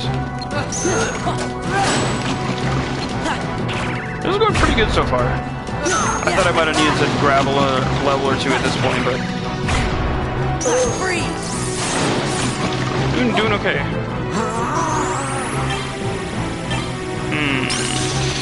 I do need to heal up, though. I'm gonna waste that last Blizzard card, that's okay. Is that a Mickey? You guessed it, it's a Mickey. Yeah, oh, I'm just lucking out. I have had fights where, like, all I drop are, like, Ariel and friend cards. Dang, there we go. Ursula, easy money. Good, no deaths so far tonight, that makes me happy. But yeah, I've had fights where that goes, like, I just never get the Mickey card. Like, it's just nothing but friend cards, so you have to keep whittling away at her like that and really be careful. Yeah, that was pretty good. Again, I like that retooling of that fight. It's an interesting redo versus the original. Because even though, like I said, Atlantica is in Kingdom Hearts 2, and we'll get there when we get there, Ursula is not the kind of boss you think she is. We'll just leave that for what it is. And yeah, little fake memory flounder is safe. Hooray!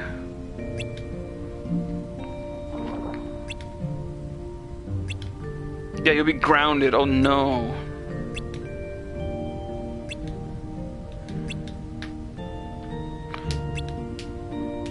Yeah, why don't you just lie? That's how you get away with everything. Lie, cheat, and steal.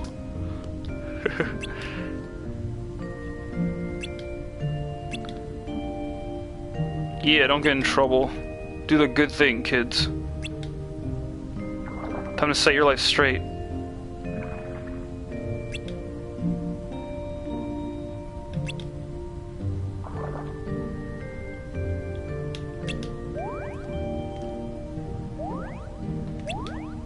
Yes, Sora, be honest, except for all those times where you forgot everything in this castle.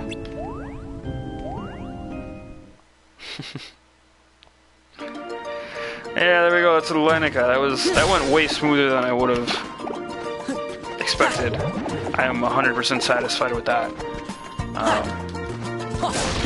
I'm glad I did the off-screen grind, or else we would not have been able to breeze through that as easily as we would have. Even though I think we're still, like, my recommended level for that probably would have been like 35 for safety.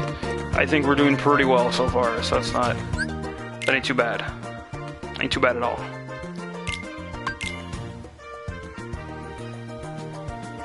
You got that. Got that infectious under the sea music still going, but let's get out of here. I say because, again, I think there's a Riku fight here once more, because that's who we were chasing in between floors. So let us see.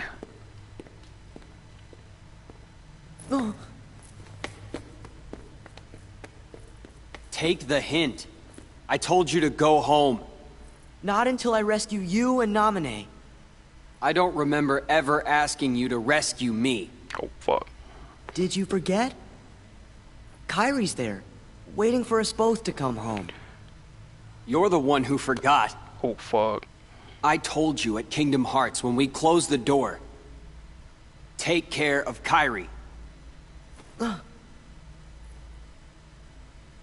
Give it up.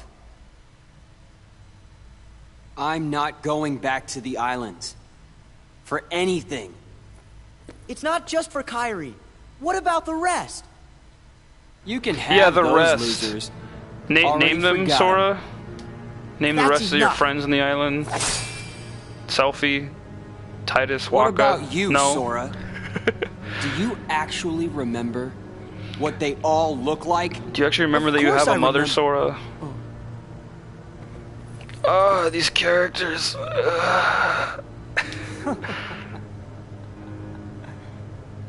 Don't feel bad. That's what this castle does to you. After a while.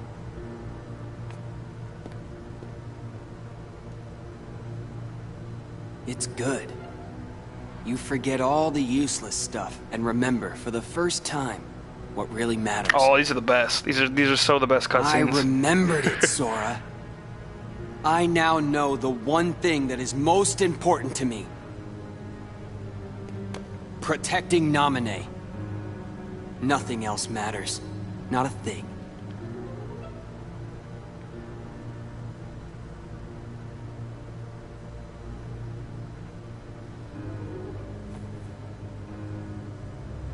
Oh.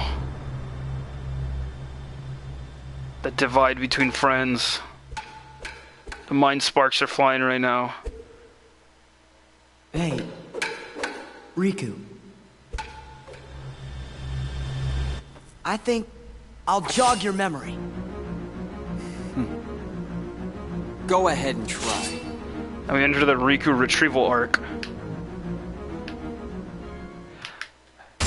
Yeah, so this stuff is kind of goofy, but when we figure out what's going on with Riku soon enough, it'll kind of make sense as to why it's such a ham fest. I think, again, the strongest moments of what goes on in this game are like when you're dealing with the organization and all that good stuff. Because it's like it's the setup. It's everything, you know, it's set up for Kingdom Hearts 2. Oh my, I keep forgetting to set my zero on. Oh my.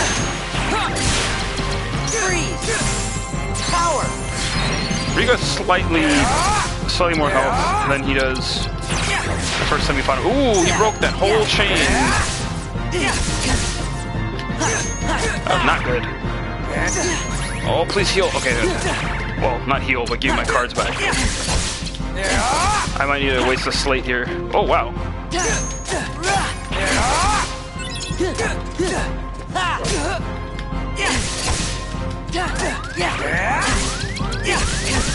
Oh no, this may be... Damn, we got destroyed. Holy moly. That was awful.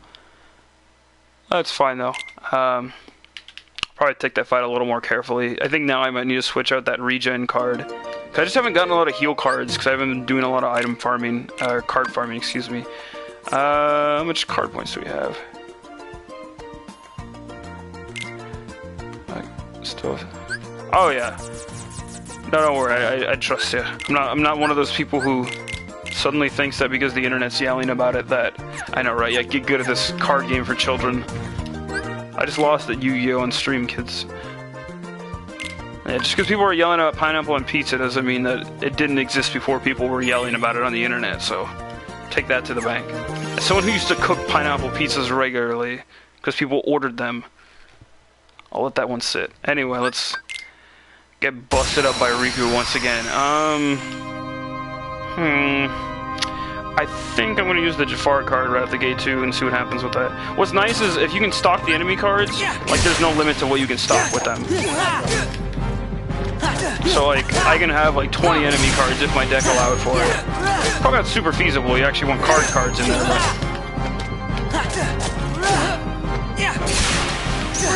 Okay, so this shouldn't break mostly. I think having the Jafar card early lets me just do lots of damage to him, and then after that I can kind of just Donald again. Okay. I will use. I don't think he can break that. Yes. Okay, that's good. Oh, okay, got that one out. Thank heavens. The only problem is just because he throws out zeros now. He was being very lenient in the first run too. Oh, gotta hit him in that reload. Oh, give me the Goofy. Oh wait, that was a zero Goofy. I should have held on to that. That's good for slates.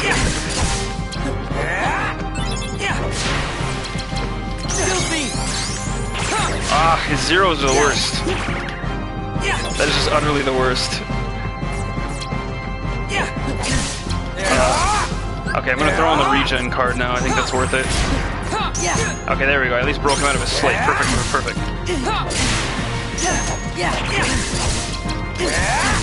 No, I don't want that.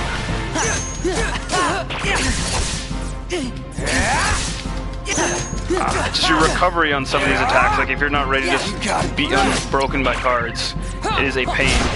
Oh, do I have my zero? Yeah. I will hotkey that at some point before this entire playthrough ends, I promise. Come on, Donald.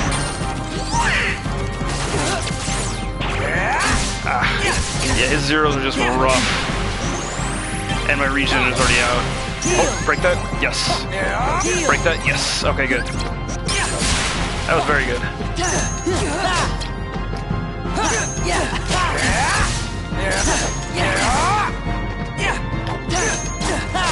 Yeah, now I really have to... Ooh, there we go.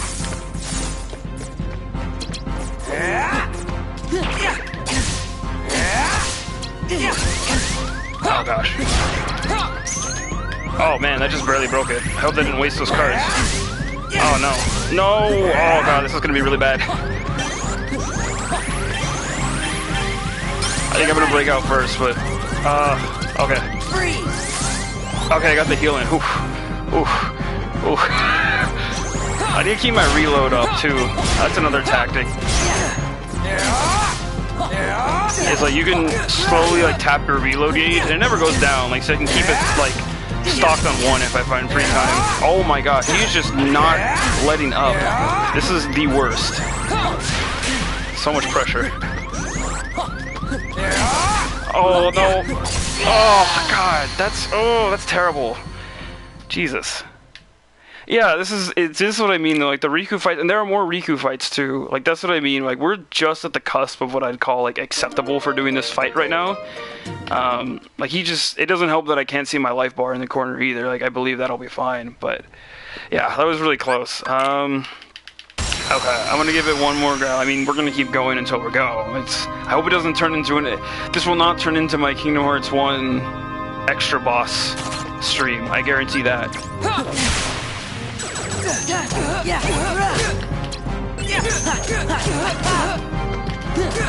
I think my strategy was fine. I think it's just a matter of, okay, again, I didn't hotkey my zero card. I will learn someday. At least things can't break right now. I think that's a good combo. Please no zeros. I had my potion at the end of that.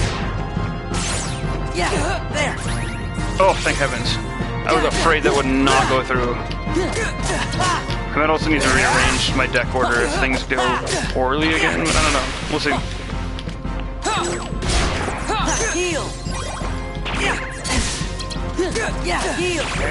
Ooh, yeah, I was a little too fast there. I'm gonna try and save the regen for later, because I can still dodge his moves when he comes in like that. I just have to stay as far away as I can. What's annoying is that he can run and reload, while as you notice, like when I reload, Sora has to stop and like Goku charge his abilities, and that's annoying. Also, the longer the battle goes on, though, I guess Riku keeps burning slates. Like if I don't burn slates, I will eventually have more cards to wear him out with.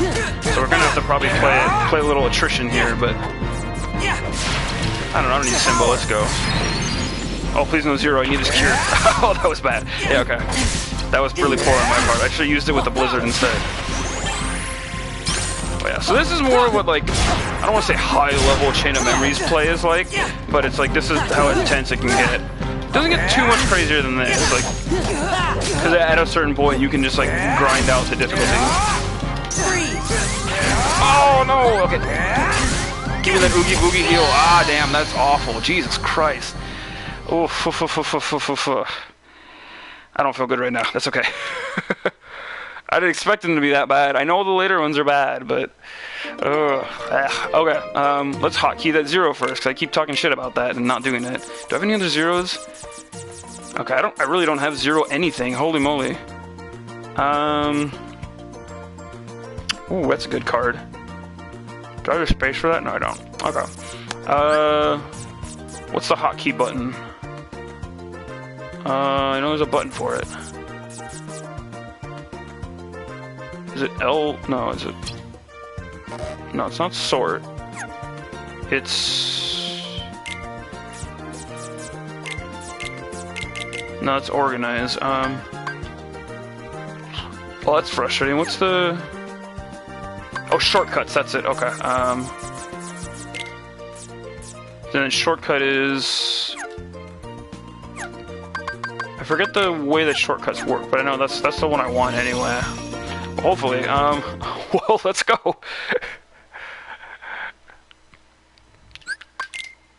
This is my penance for blowing through the rest of the night so easily. It's okay. Riku Part 2, giving everyone struggles as usual.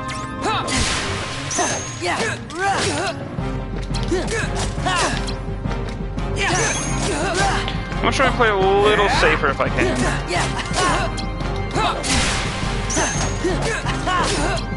I want to do more card breaking than card unbreaking, but we'll see. You might throw it a zero here. At least take the damage. Yeah. That's all I need. Oof, that was rough. Oh god. Give me the free heals. Yeah. So far he's not too aggressive with those zeros, but we'll see. So, hotkeys, hotkeys is pressing down on the D-pad, which is weird, but at least that should save me from some of his slates that he does.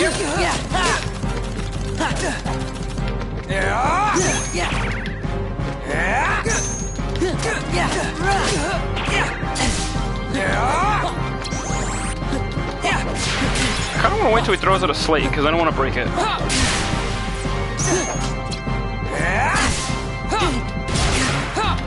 There we go, and we'll go back. Okay, so I kind of want to do a goofy tornado, but I don't know if it'll last all the time. This is just so much. Yeah, there we go. Big damage.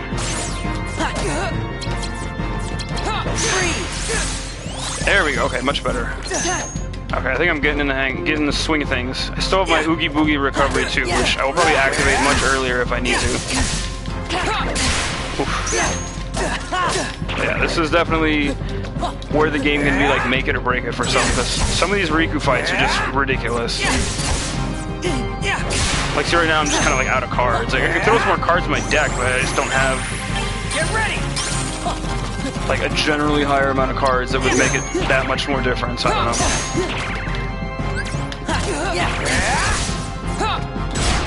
There we go. See, much faster on that.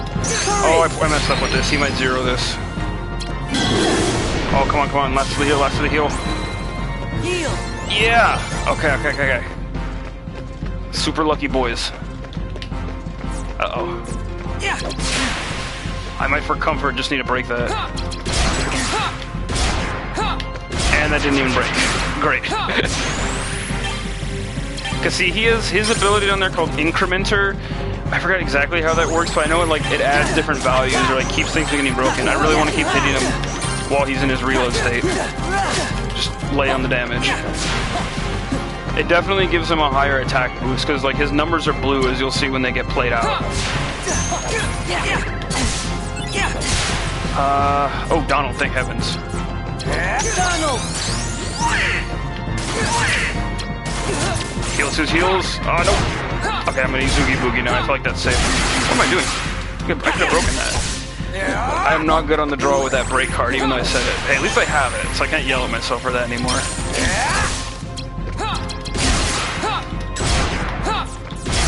There we go.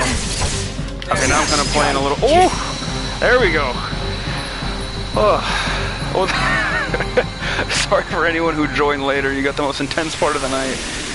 That's kind of the other problem with this game. Like, all of a sudden, it just gets, like, the intensity just gets turned up to 11. Oof. Okay, that wasn't too bad. Yeah, I was at an okay point for that. It gets tough. It gets tough. I'll give myself some HP for a comfort break after that. Man. That Riku's real salty now.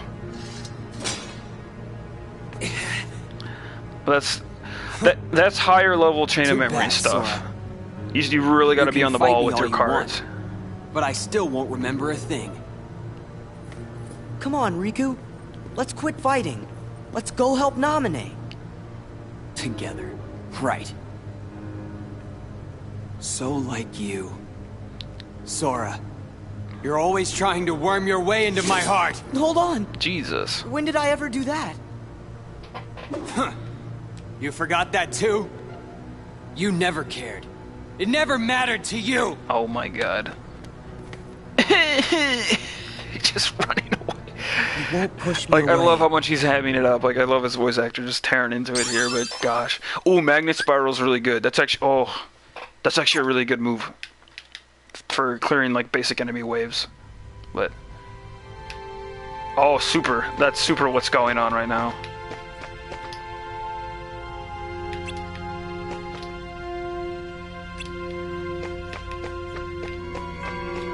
Let's go forward. I don't think that fight in between halls is gonna happen like I mentioned before, but hey, maybe I'll be wrong. Oh, here's Namine with her fly-ass sandals. She's got a weirdly big head proportion for her body. Though. Like, wait till you see her stand up. It's kind of weird. It could just be the way they modeled it for this game, though, because she does not look like that way. Does it hurt, 2. Namine? Watching your two childhood friends fight, all because of you. You have my sympathies from the heart. But don't waste your time.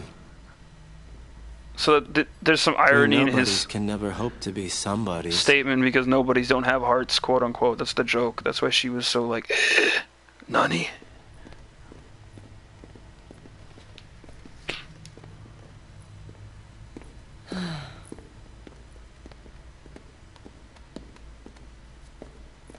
I don't get it.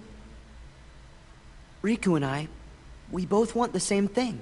Yeah, what's that? Both of us want to help Namine out. How come we're fighting each other? 'Cause you're stupid. I mean, Riku and I have argued about stuff in the past, but... Could be 'cause you care what happens to each other. I really thought so too. But maybe Riku doesn't. Maybe. You can't give up your friends. Come together. Sora, Riku, and... what's her name? Rip. It seems our memories are fading mighty fast. And this is where it becomes Sora, a weird we point gotta that hurry. like they can't remember I Kairi. bet Riku Not all of will a sudden, come but around if you just talk to kind him. of like she just hasn't come up in conversation. You're right. We three were never apart. Me and Riku and Namine. Oh, fucking Kairi shafted. Game over. New waifu acquired. Oh, okay. Thank you everyone for bearing with me through those fight run backs there. That was a little tough. I mean, that is I think very proving of my point though that there are just random times, especially later on in the game, where like I think level 35 is probably like a fair level to be where I'm at right now, even with the off-screen grind I did because I did blow through some worlds tonight, which is fine. I expected that to happen. But yeah, you really need to be like on the ball with progression there, more or less. Oh, Donald's trying to say Kairi, but he can't. Oh no. Okay, what time is it? It is 9:09. Yeah, you know what? I think. So we are. Where are we at? Run for 9. Then we have 1, 2, 3, 4, 5 more to go. I think I'm gonna take a brave chance here. Might eat my own chaw here later on this, which wouldn't be the first time I've done this on stream. But we are gonna do Book of Pooh. Have a nice little calm down after that intense Riku fight. I don't know if there's a boss battle after this floor. I want to say there is, and I don't know if I'm ready for that. Hopefully I don't have to cower out of a boss fight tonight, but hey, we'll see. It shouldn't be that bad. Like, there shouldn't be a point, because Pooh you don't fight. Even if I did Pooh if I did Neverland first and then did Pooh here, there would still have to be kind of a balance out. So I don't know. We'll see.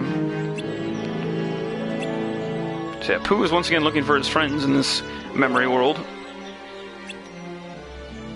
Yeah, Pooh is actually looking for the nobodies. He was going after the organization all along.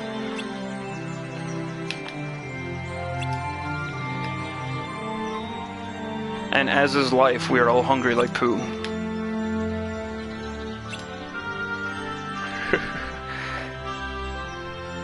Yes, no, this is the best world to relax with. I did remember this was in here, but I forgot how it would be paced, so I'm glad that we get to do this at least once at the end for old time's sake. What's really sad is, not really a spoiler, but young Riku, when we do his true story in the castle, man, Riku doesn't get to go to Pooh, because technically Riku never visited Pooh in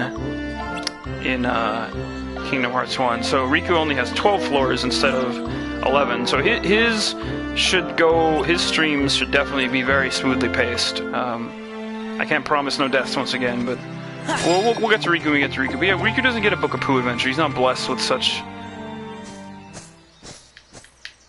lucky things. And here we have to try and find Piglet. A little bit. I don't think Riku would appreciate the finesse of going to the Book of Pooh. Oh wait. Okay, so this is kind of weird. You have to like wait for Piglet to take a hiding spot for a second. Like the bush he doesn't immediately run out of, then you find him. It's kind of unclear based on the reaction command, but it's cute. Yeah, Sora, just get right up in Piglet's grill there. Don't stand back at all and give him some proper space. Jesus Christ.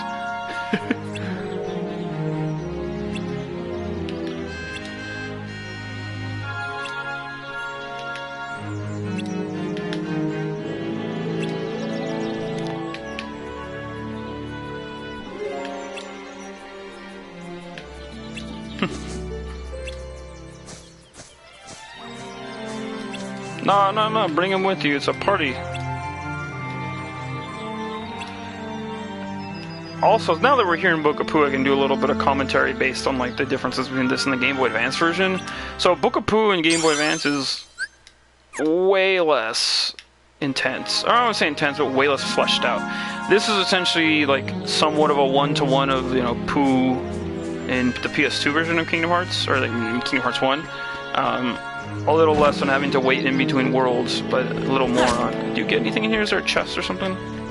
Yeah.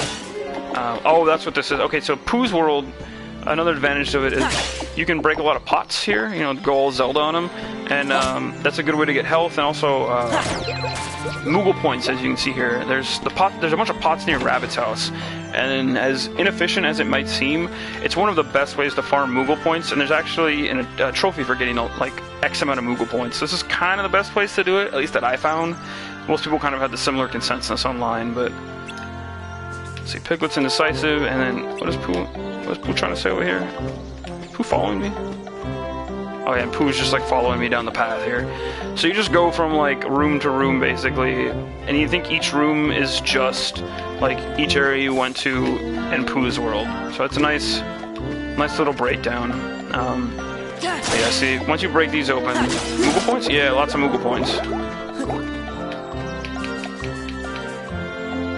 Oh, that would be interesting. Yeah, I was gonna say, you know, like joking but seriously, like I would flip it if they gave like the Christopher Robin like home run derby thing a nod, which that's probably never gonna happen. I don't know if that was an official game or not. I think it was, but that was Japan only, so that's I don't know. But that'd be wild. Like Christopher Robin's just the final boss with Sora, and like he trains him to fight with the blade.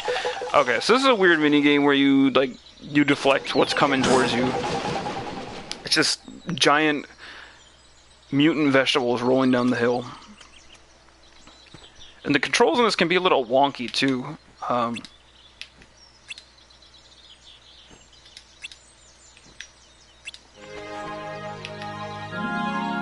It's a rabbit who's clearly knows the secret to great gardening because he can just grow massive vegetables. Oh, either that or they're just small so they look bigger.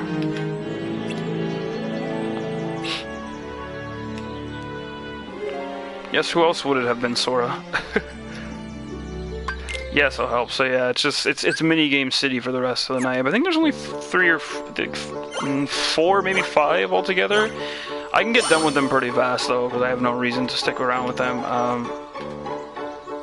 So you basically just walk over and you need to press square or circle, like left or right. Wait, what? Am I doing the wrong way? Oh no. Oh gosh. Okay, so pumpkins go to the right all the time. I totally goofed that up. And I already made mistakes. It's telling me at the bottom and I'm not remembering it. Yes. And now Pooh's a fool, and you have to be like, "Hey Pooh, get the hell out of the way, you idiot!" Thankfully, doing the reaction command with triangle just gets it automatically to go where you want it to go. So this game doesn't get too hard, but the high score for this to like at least get like the trophy on it, I think was like 100 or something. It's kind of ridiculous how some of the high scores work for this mode. Like the Pooh high scores for trophies and such in here are like a bit sneaky.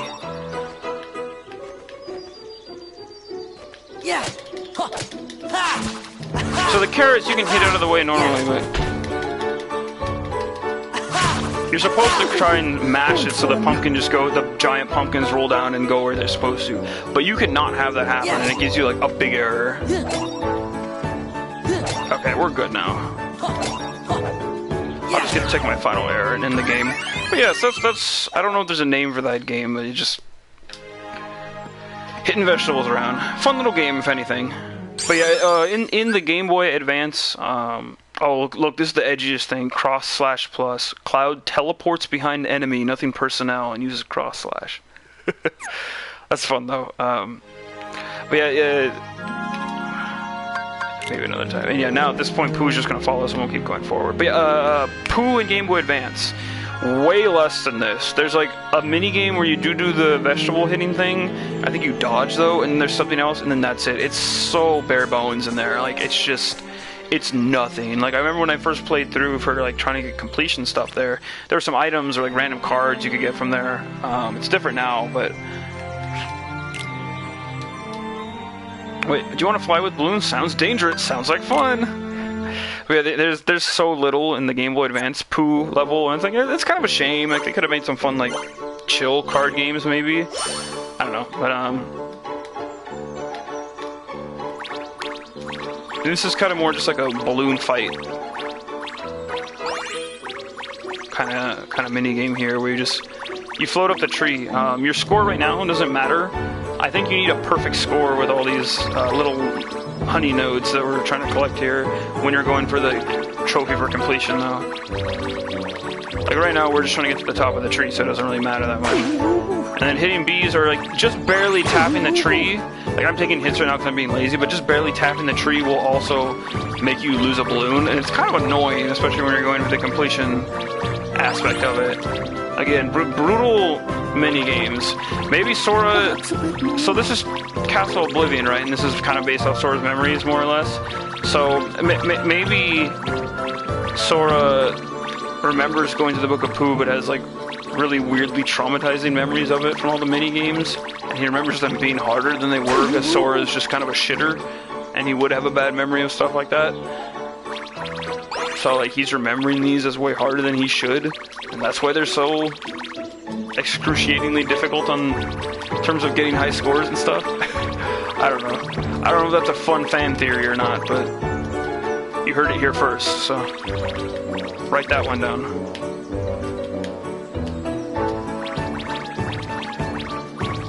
Yeah, I think the top score is like 500 or something. I could be wrong though. I think at that point you just float to the top.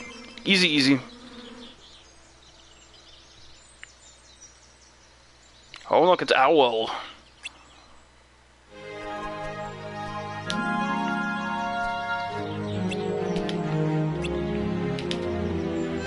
But I think they definitely upped the game on the Pooh mini games with every entry. I'm not sure if it'll appear in 3. I think I'd feel kind of uncomfortable if it didn't.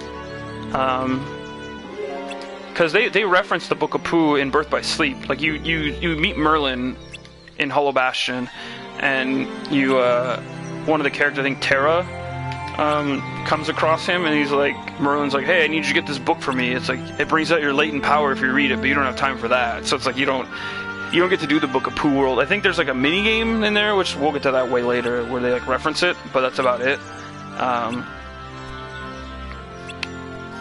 Yeah, I feel like they would probably still bring back Book of Pooh in 3, but it'll be interesting. Like I think it'd be cool for them to add Christopher Robin, but then it would be kind of weird too, because it's like Sora's supposed to be Christopher Robin here, so it's like that's how it'll all come together. Is Sora will meet Christopher Robin, then he'll realize like you're the one who's been jacking my animal friends, and it's like Sora will be like, no, you're the fake one, and then they're gonna have the ultimate duel.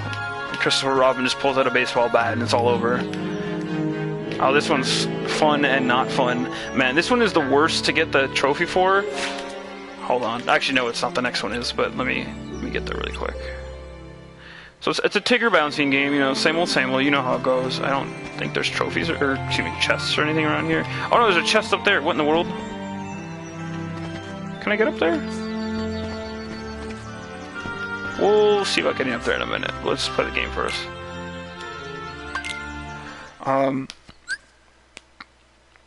Where's it going with this? Yes. But yeah, I think it'll be cool to see what they do with Pooh in the 3rd game. So this is just like Simon, basically. Like, just match Tigger's memory. And... okay, so... 1... and if you mess up once, it's game over. So right now, he keeps adding on every time. So right now it'll be triangle, X triangle, and then one more. And square.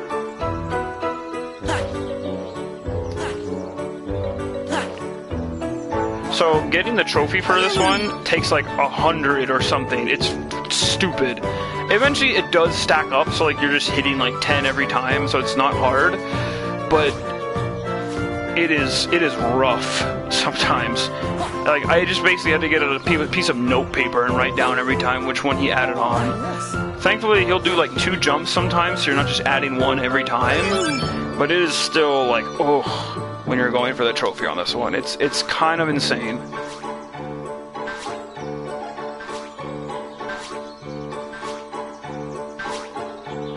Okay. Forgive my silence here for a minute if I tap out of this, because I'm trying to make sure I get these right. Because yeah, there's unlike the vegetable hitting one, there is no room for error on this one. If you goof up, you are back to the start. I think we're done after this, though.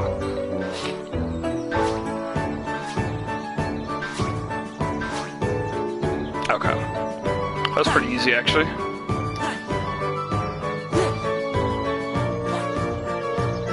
And okay, we're good.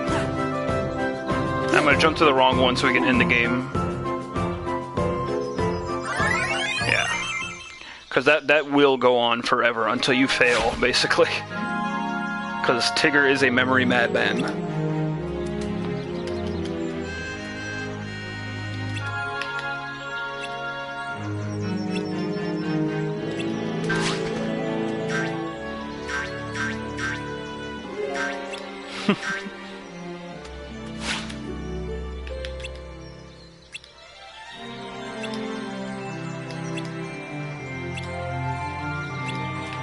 Yeah, that's right, Sora. Learn to jump with your own spirit.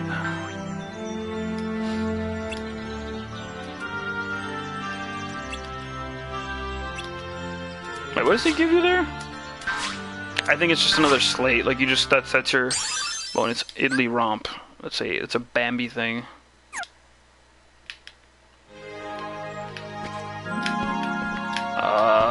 Okay, there's that chest there, and I don't know if I can get up there, and that's really gonna bother me if I can. Let's take a minute to observe, shall we? I totally forget if I can't get that or not. Because before there were little like things that propel you up from the ground. Cause I know you get a glide ability later. Okay, is there a clear path that could get me there? Looks like no, unfortunately. Oh, that's annoyingly unfortunate. I don't know if that chest is just there to tease you or. Cause I don't think you get it. Oh, that's so close. I'm gonna take one more dumb jump. Yeah, I don't. Because I can't lock onto it. I'm not locking on. Oh, I really want to look this up now. Because I just don't remember if that's supposed to be a thing or not. Because, yeah, in the regular Book of Pooh, I mean, there's all this stuff in this part of the world, if you all remember. Like, there's fountains that lift you up and such, but I don't know. Anyway, drifting. Let us not spend too much time for this legendary chest in the Pooh world. Let us go to the final area. I might sneak off to the side really quick and look it up if while this last cutscene plays.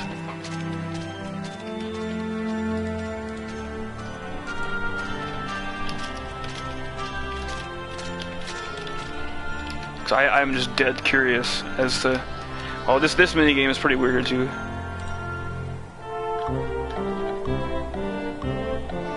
Oh yeah, so you do have to get that after you learn Glide. Okay, so I'm not crazy. I'm trying to obsess over a chest or something. That really does happen. I have no idea what's in there. Maybe we'll come back for fun. I gotta remember that for you guys. And Rue is just chilling in there like before, but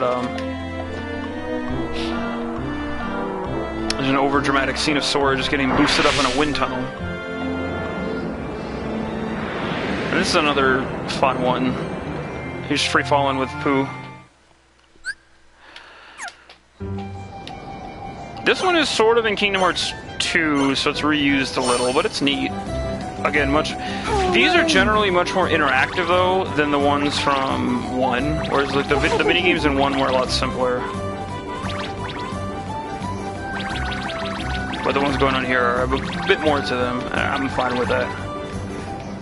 This level is clearly an homage to Kingdom Hearts Dream Drop Distance. That's where the entire game was inspired from. So, take note here. Or are you? Yes, that's very good. Are you fans of good developer commentary? No, this actually is very much like Dream Drop Distance in that you like have these segments where you dive into the levels because it's like you're diving into their dreams. I can't wait to that game. That game is weird.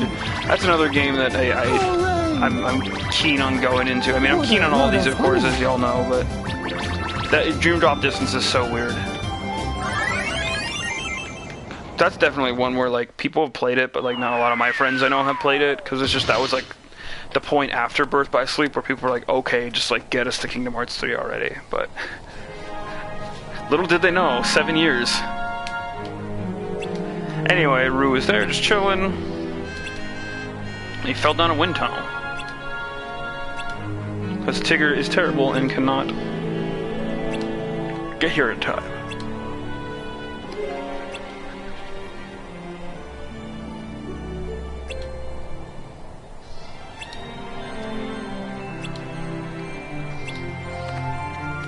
There you go.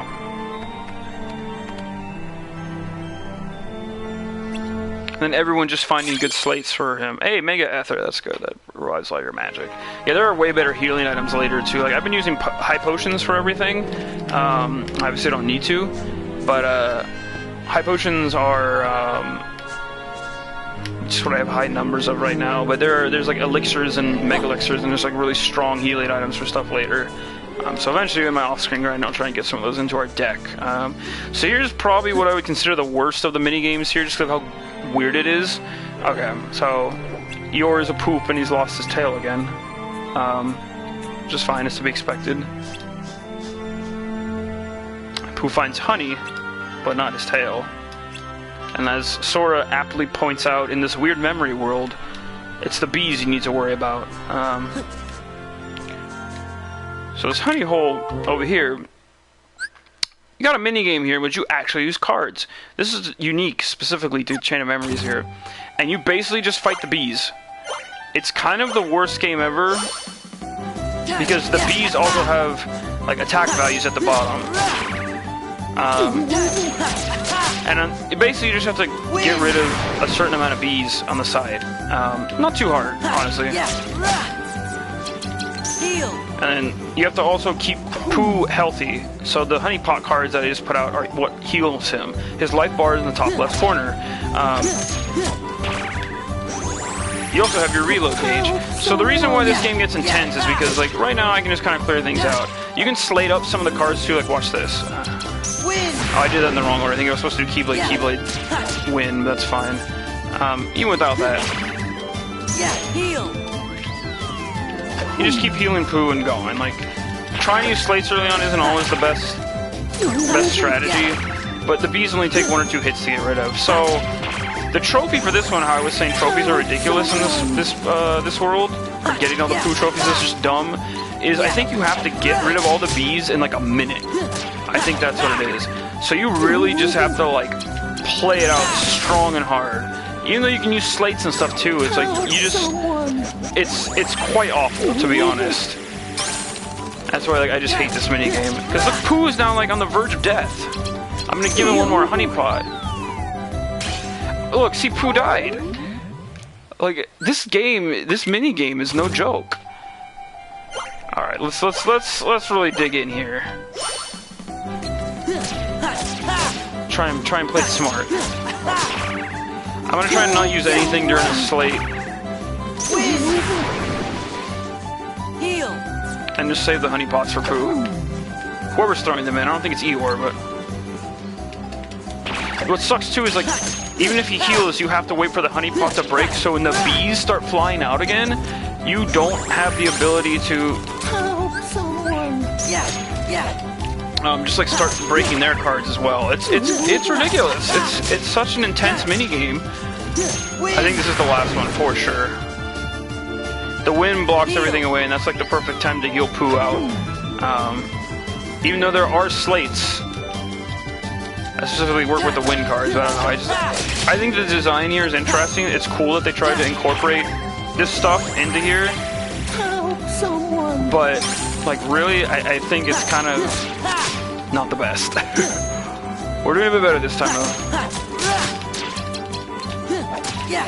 Wait, what? I thought I really could have sworn there's a slate you use with wind. Maybe it's the wind and the honey cards. I don't know. I'm gonna wait till I have less bees around me.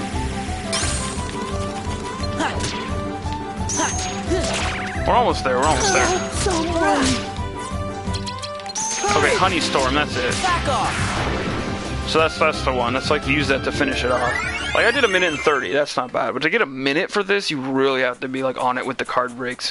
Some of it is kind of just luck with like what the enemy bees will play. But hey, there we go. We got Eeyore's tail back. That's what matters, right? That was the true boss. Like screw that Riku fight. A couple tries on that, no problem. This bee battle though, game over.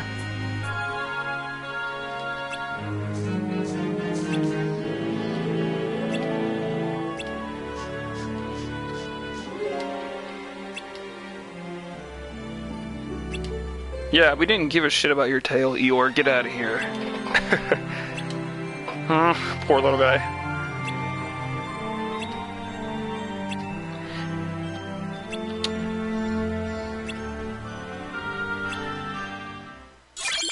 And then, yeah, you got a 1 elixir. Thanks for the weak cards, Eeyore. No, I'll stop shitting on Eeyore. He's a good one. And I think that's it. Yeah, there's nothing up here. Because a lot of those areas, like there used to be holes down there and they're closed off now. And Pooh is actually getting the hops on. I think we're just now at the final area. Yeah, we're at the ending area, the nice little open field here. I love this area. Like how it was reused and stuff in like the end of the world area in Kingdom Hearts 1. Anyway, yeah. Alright, do we dare go to the next open area? Yeah, screw it, let's go. I better get going. So I saved there no matter what. So let's see. Hopefully if there's a fight coming up, it's not too intense. Because I don't know if I'm ready for it, but... Yeah, unfortunately can't go further with Pooh. But that's the Pooh world for Chain of Memories. It's very cute. It's super laid back and simple. Just fun mini games, except for that last one. Like, be ready to take a lot of tries with some of the trophies for it, but...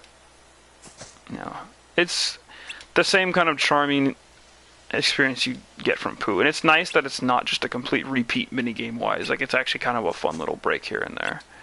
But I think it's cool that they added it in here. Like, they didn't have to, and especially for the remake version, they didn't have to retool it, but they definitely did. And that's cool. Yes, Sora, don't forget.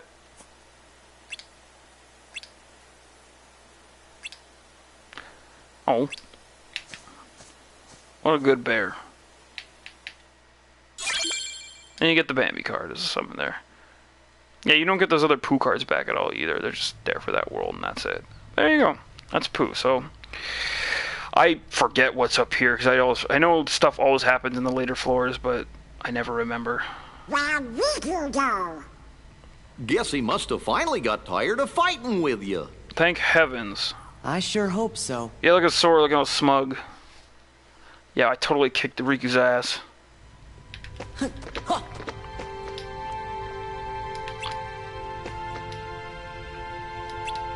Look, Riku's hiding behind this pillar right here.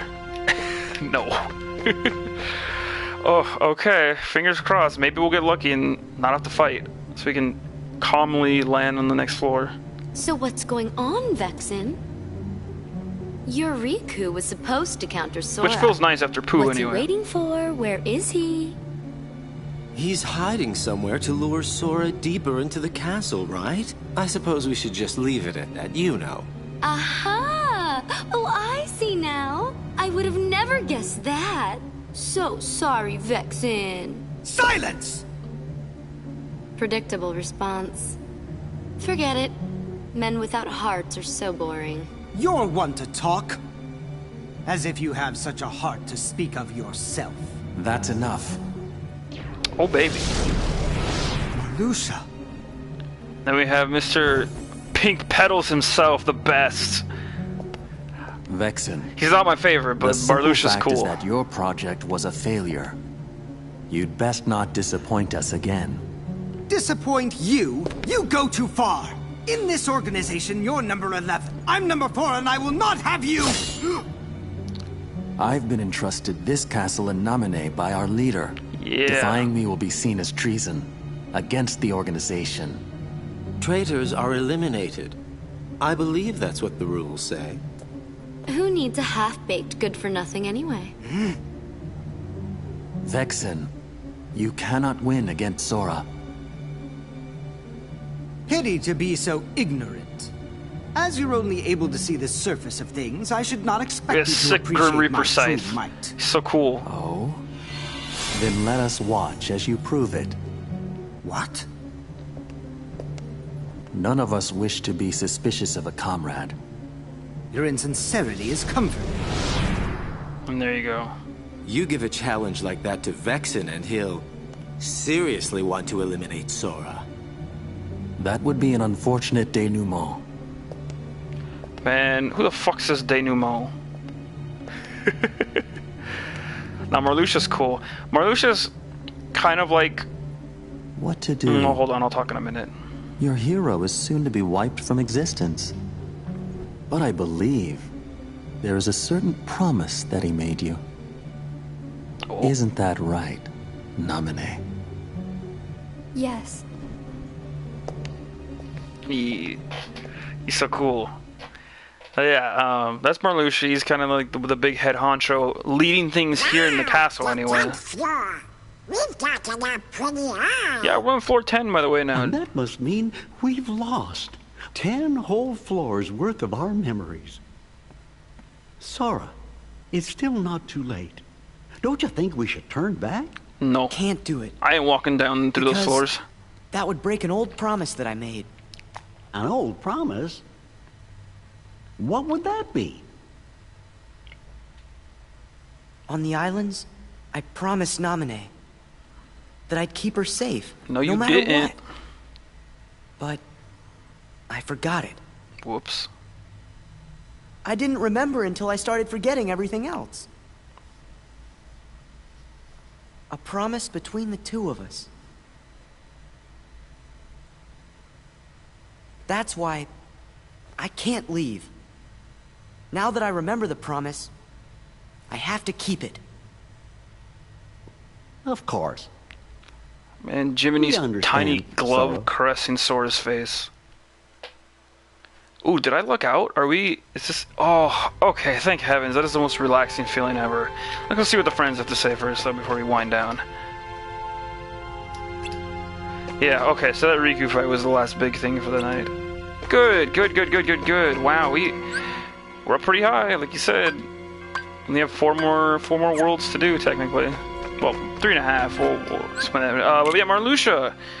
Yeah, he's the big bad who's kind of been leading Sora along. You might recognize his voice from very early on. He was the one who first lured Sora in and did the whole tutorial with us. And he was the one from the beginning cutscene. Yeah, Marluxia's cool. Kind of like other organization members. He use my dex really quick while I'm talking. He oh wow, that's a good card. Marluxia, how do I say? He just I don't want to add this in actually. I know what to do. He's cool in the I need more card points for that. Whoops. I think I might get rid of Oogie Boogie then. Attacks are more important right now. I'll get more card points when I grind. Anyway, yeah, Marluxia, he doesn't have... I mean, most of the organization members don't exactly have a backstory. When we get to that, they're all kind of... They come together because of, like, a core person who drew them all together, which we'll learn about that in Kingdom Hearts 2. But some of them...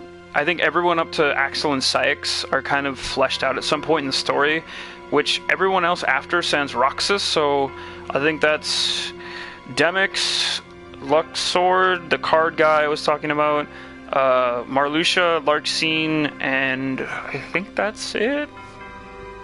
I don't know. At least though there's a small handful of them. I think those 3 or 4 really don't have much backstory given to them in terms of like this is how they met this group and formed. Like the rest of them are kind of like, oh, they lived here and like they were like, I don't know, there's even less, like there's already very little backstory given for some of them, and there's even less given for some more of them. And Marluxia is unfortunately one of them. Like even though he's kind of the strong, like big bad of Chain of Memories for Sora to fight. How he joins the organization and why has always been a little vague to my knowledge, so I would hope that him and Larxene and other characters like that coming back in Kingdom Hearts 3, I hope that gets more fleshed out. Whew. Anyway, it has been a busy night for Chain of Memories. I got much farther than I thought we would. I thought we would be stopping at, let me see, where are we? Yeah, I thought we'd be stopping at floor 9 here, but no, I figured I'd give you guys a nice little book of poo before the end of the night. But hey, we are doing quite good with this. I will, again, work on the off-screen grinding, and I need to do some deck building for sure, because we are not going to survive with these cards on the later bosses. That's going to be the big thing. We're going to have some more tense fights like that Riku fight, but we'll see. Anyway, whew, yeah, thanks for joining. Thanks for joining again. There will most likely be Kingdom Hearts Chain of Memories next Sunday. I like these. This is nice. It's not too late. It's only like 9:30, 9:40, at least where I am. Yeah, I hope that everyone has a good 4th of July week. Enjoy the weird day off. If you have more than one day, hey, be safe. If you see family, go enjoy that. Enjoy whatever time off you get from work or whatever you do.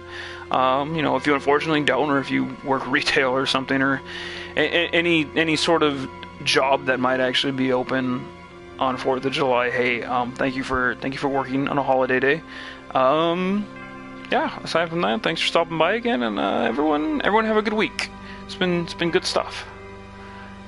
Yeah, everyone take it easy, have a good night, and I'll see you later. Get ready for some extreme card finale next time. Hopefully, this is where things really ramp up.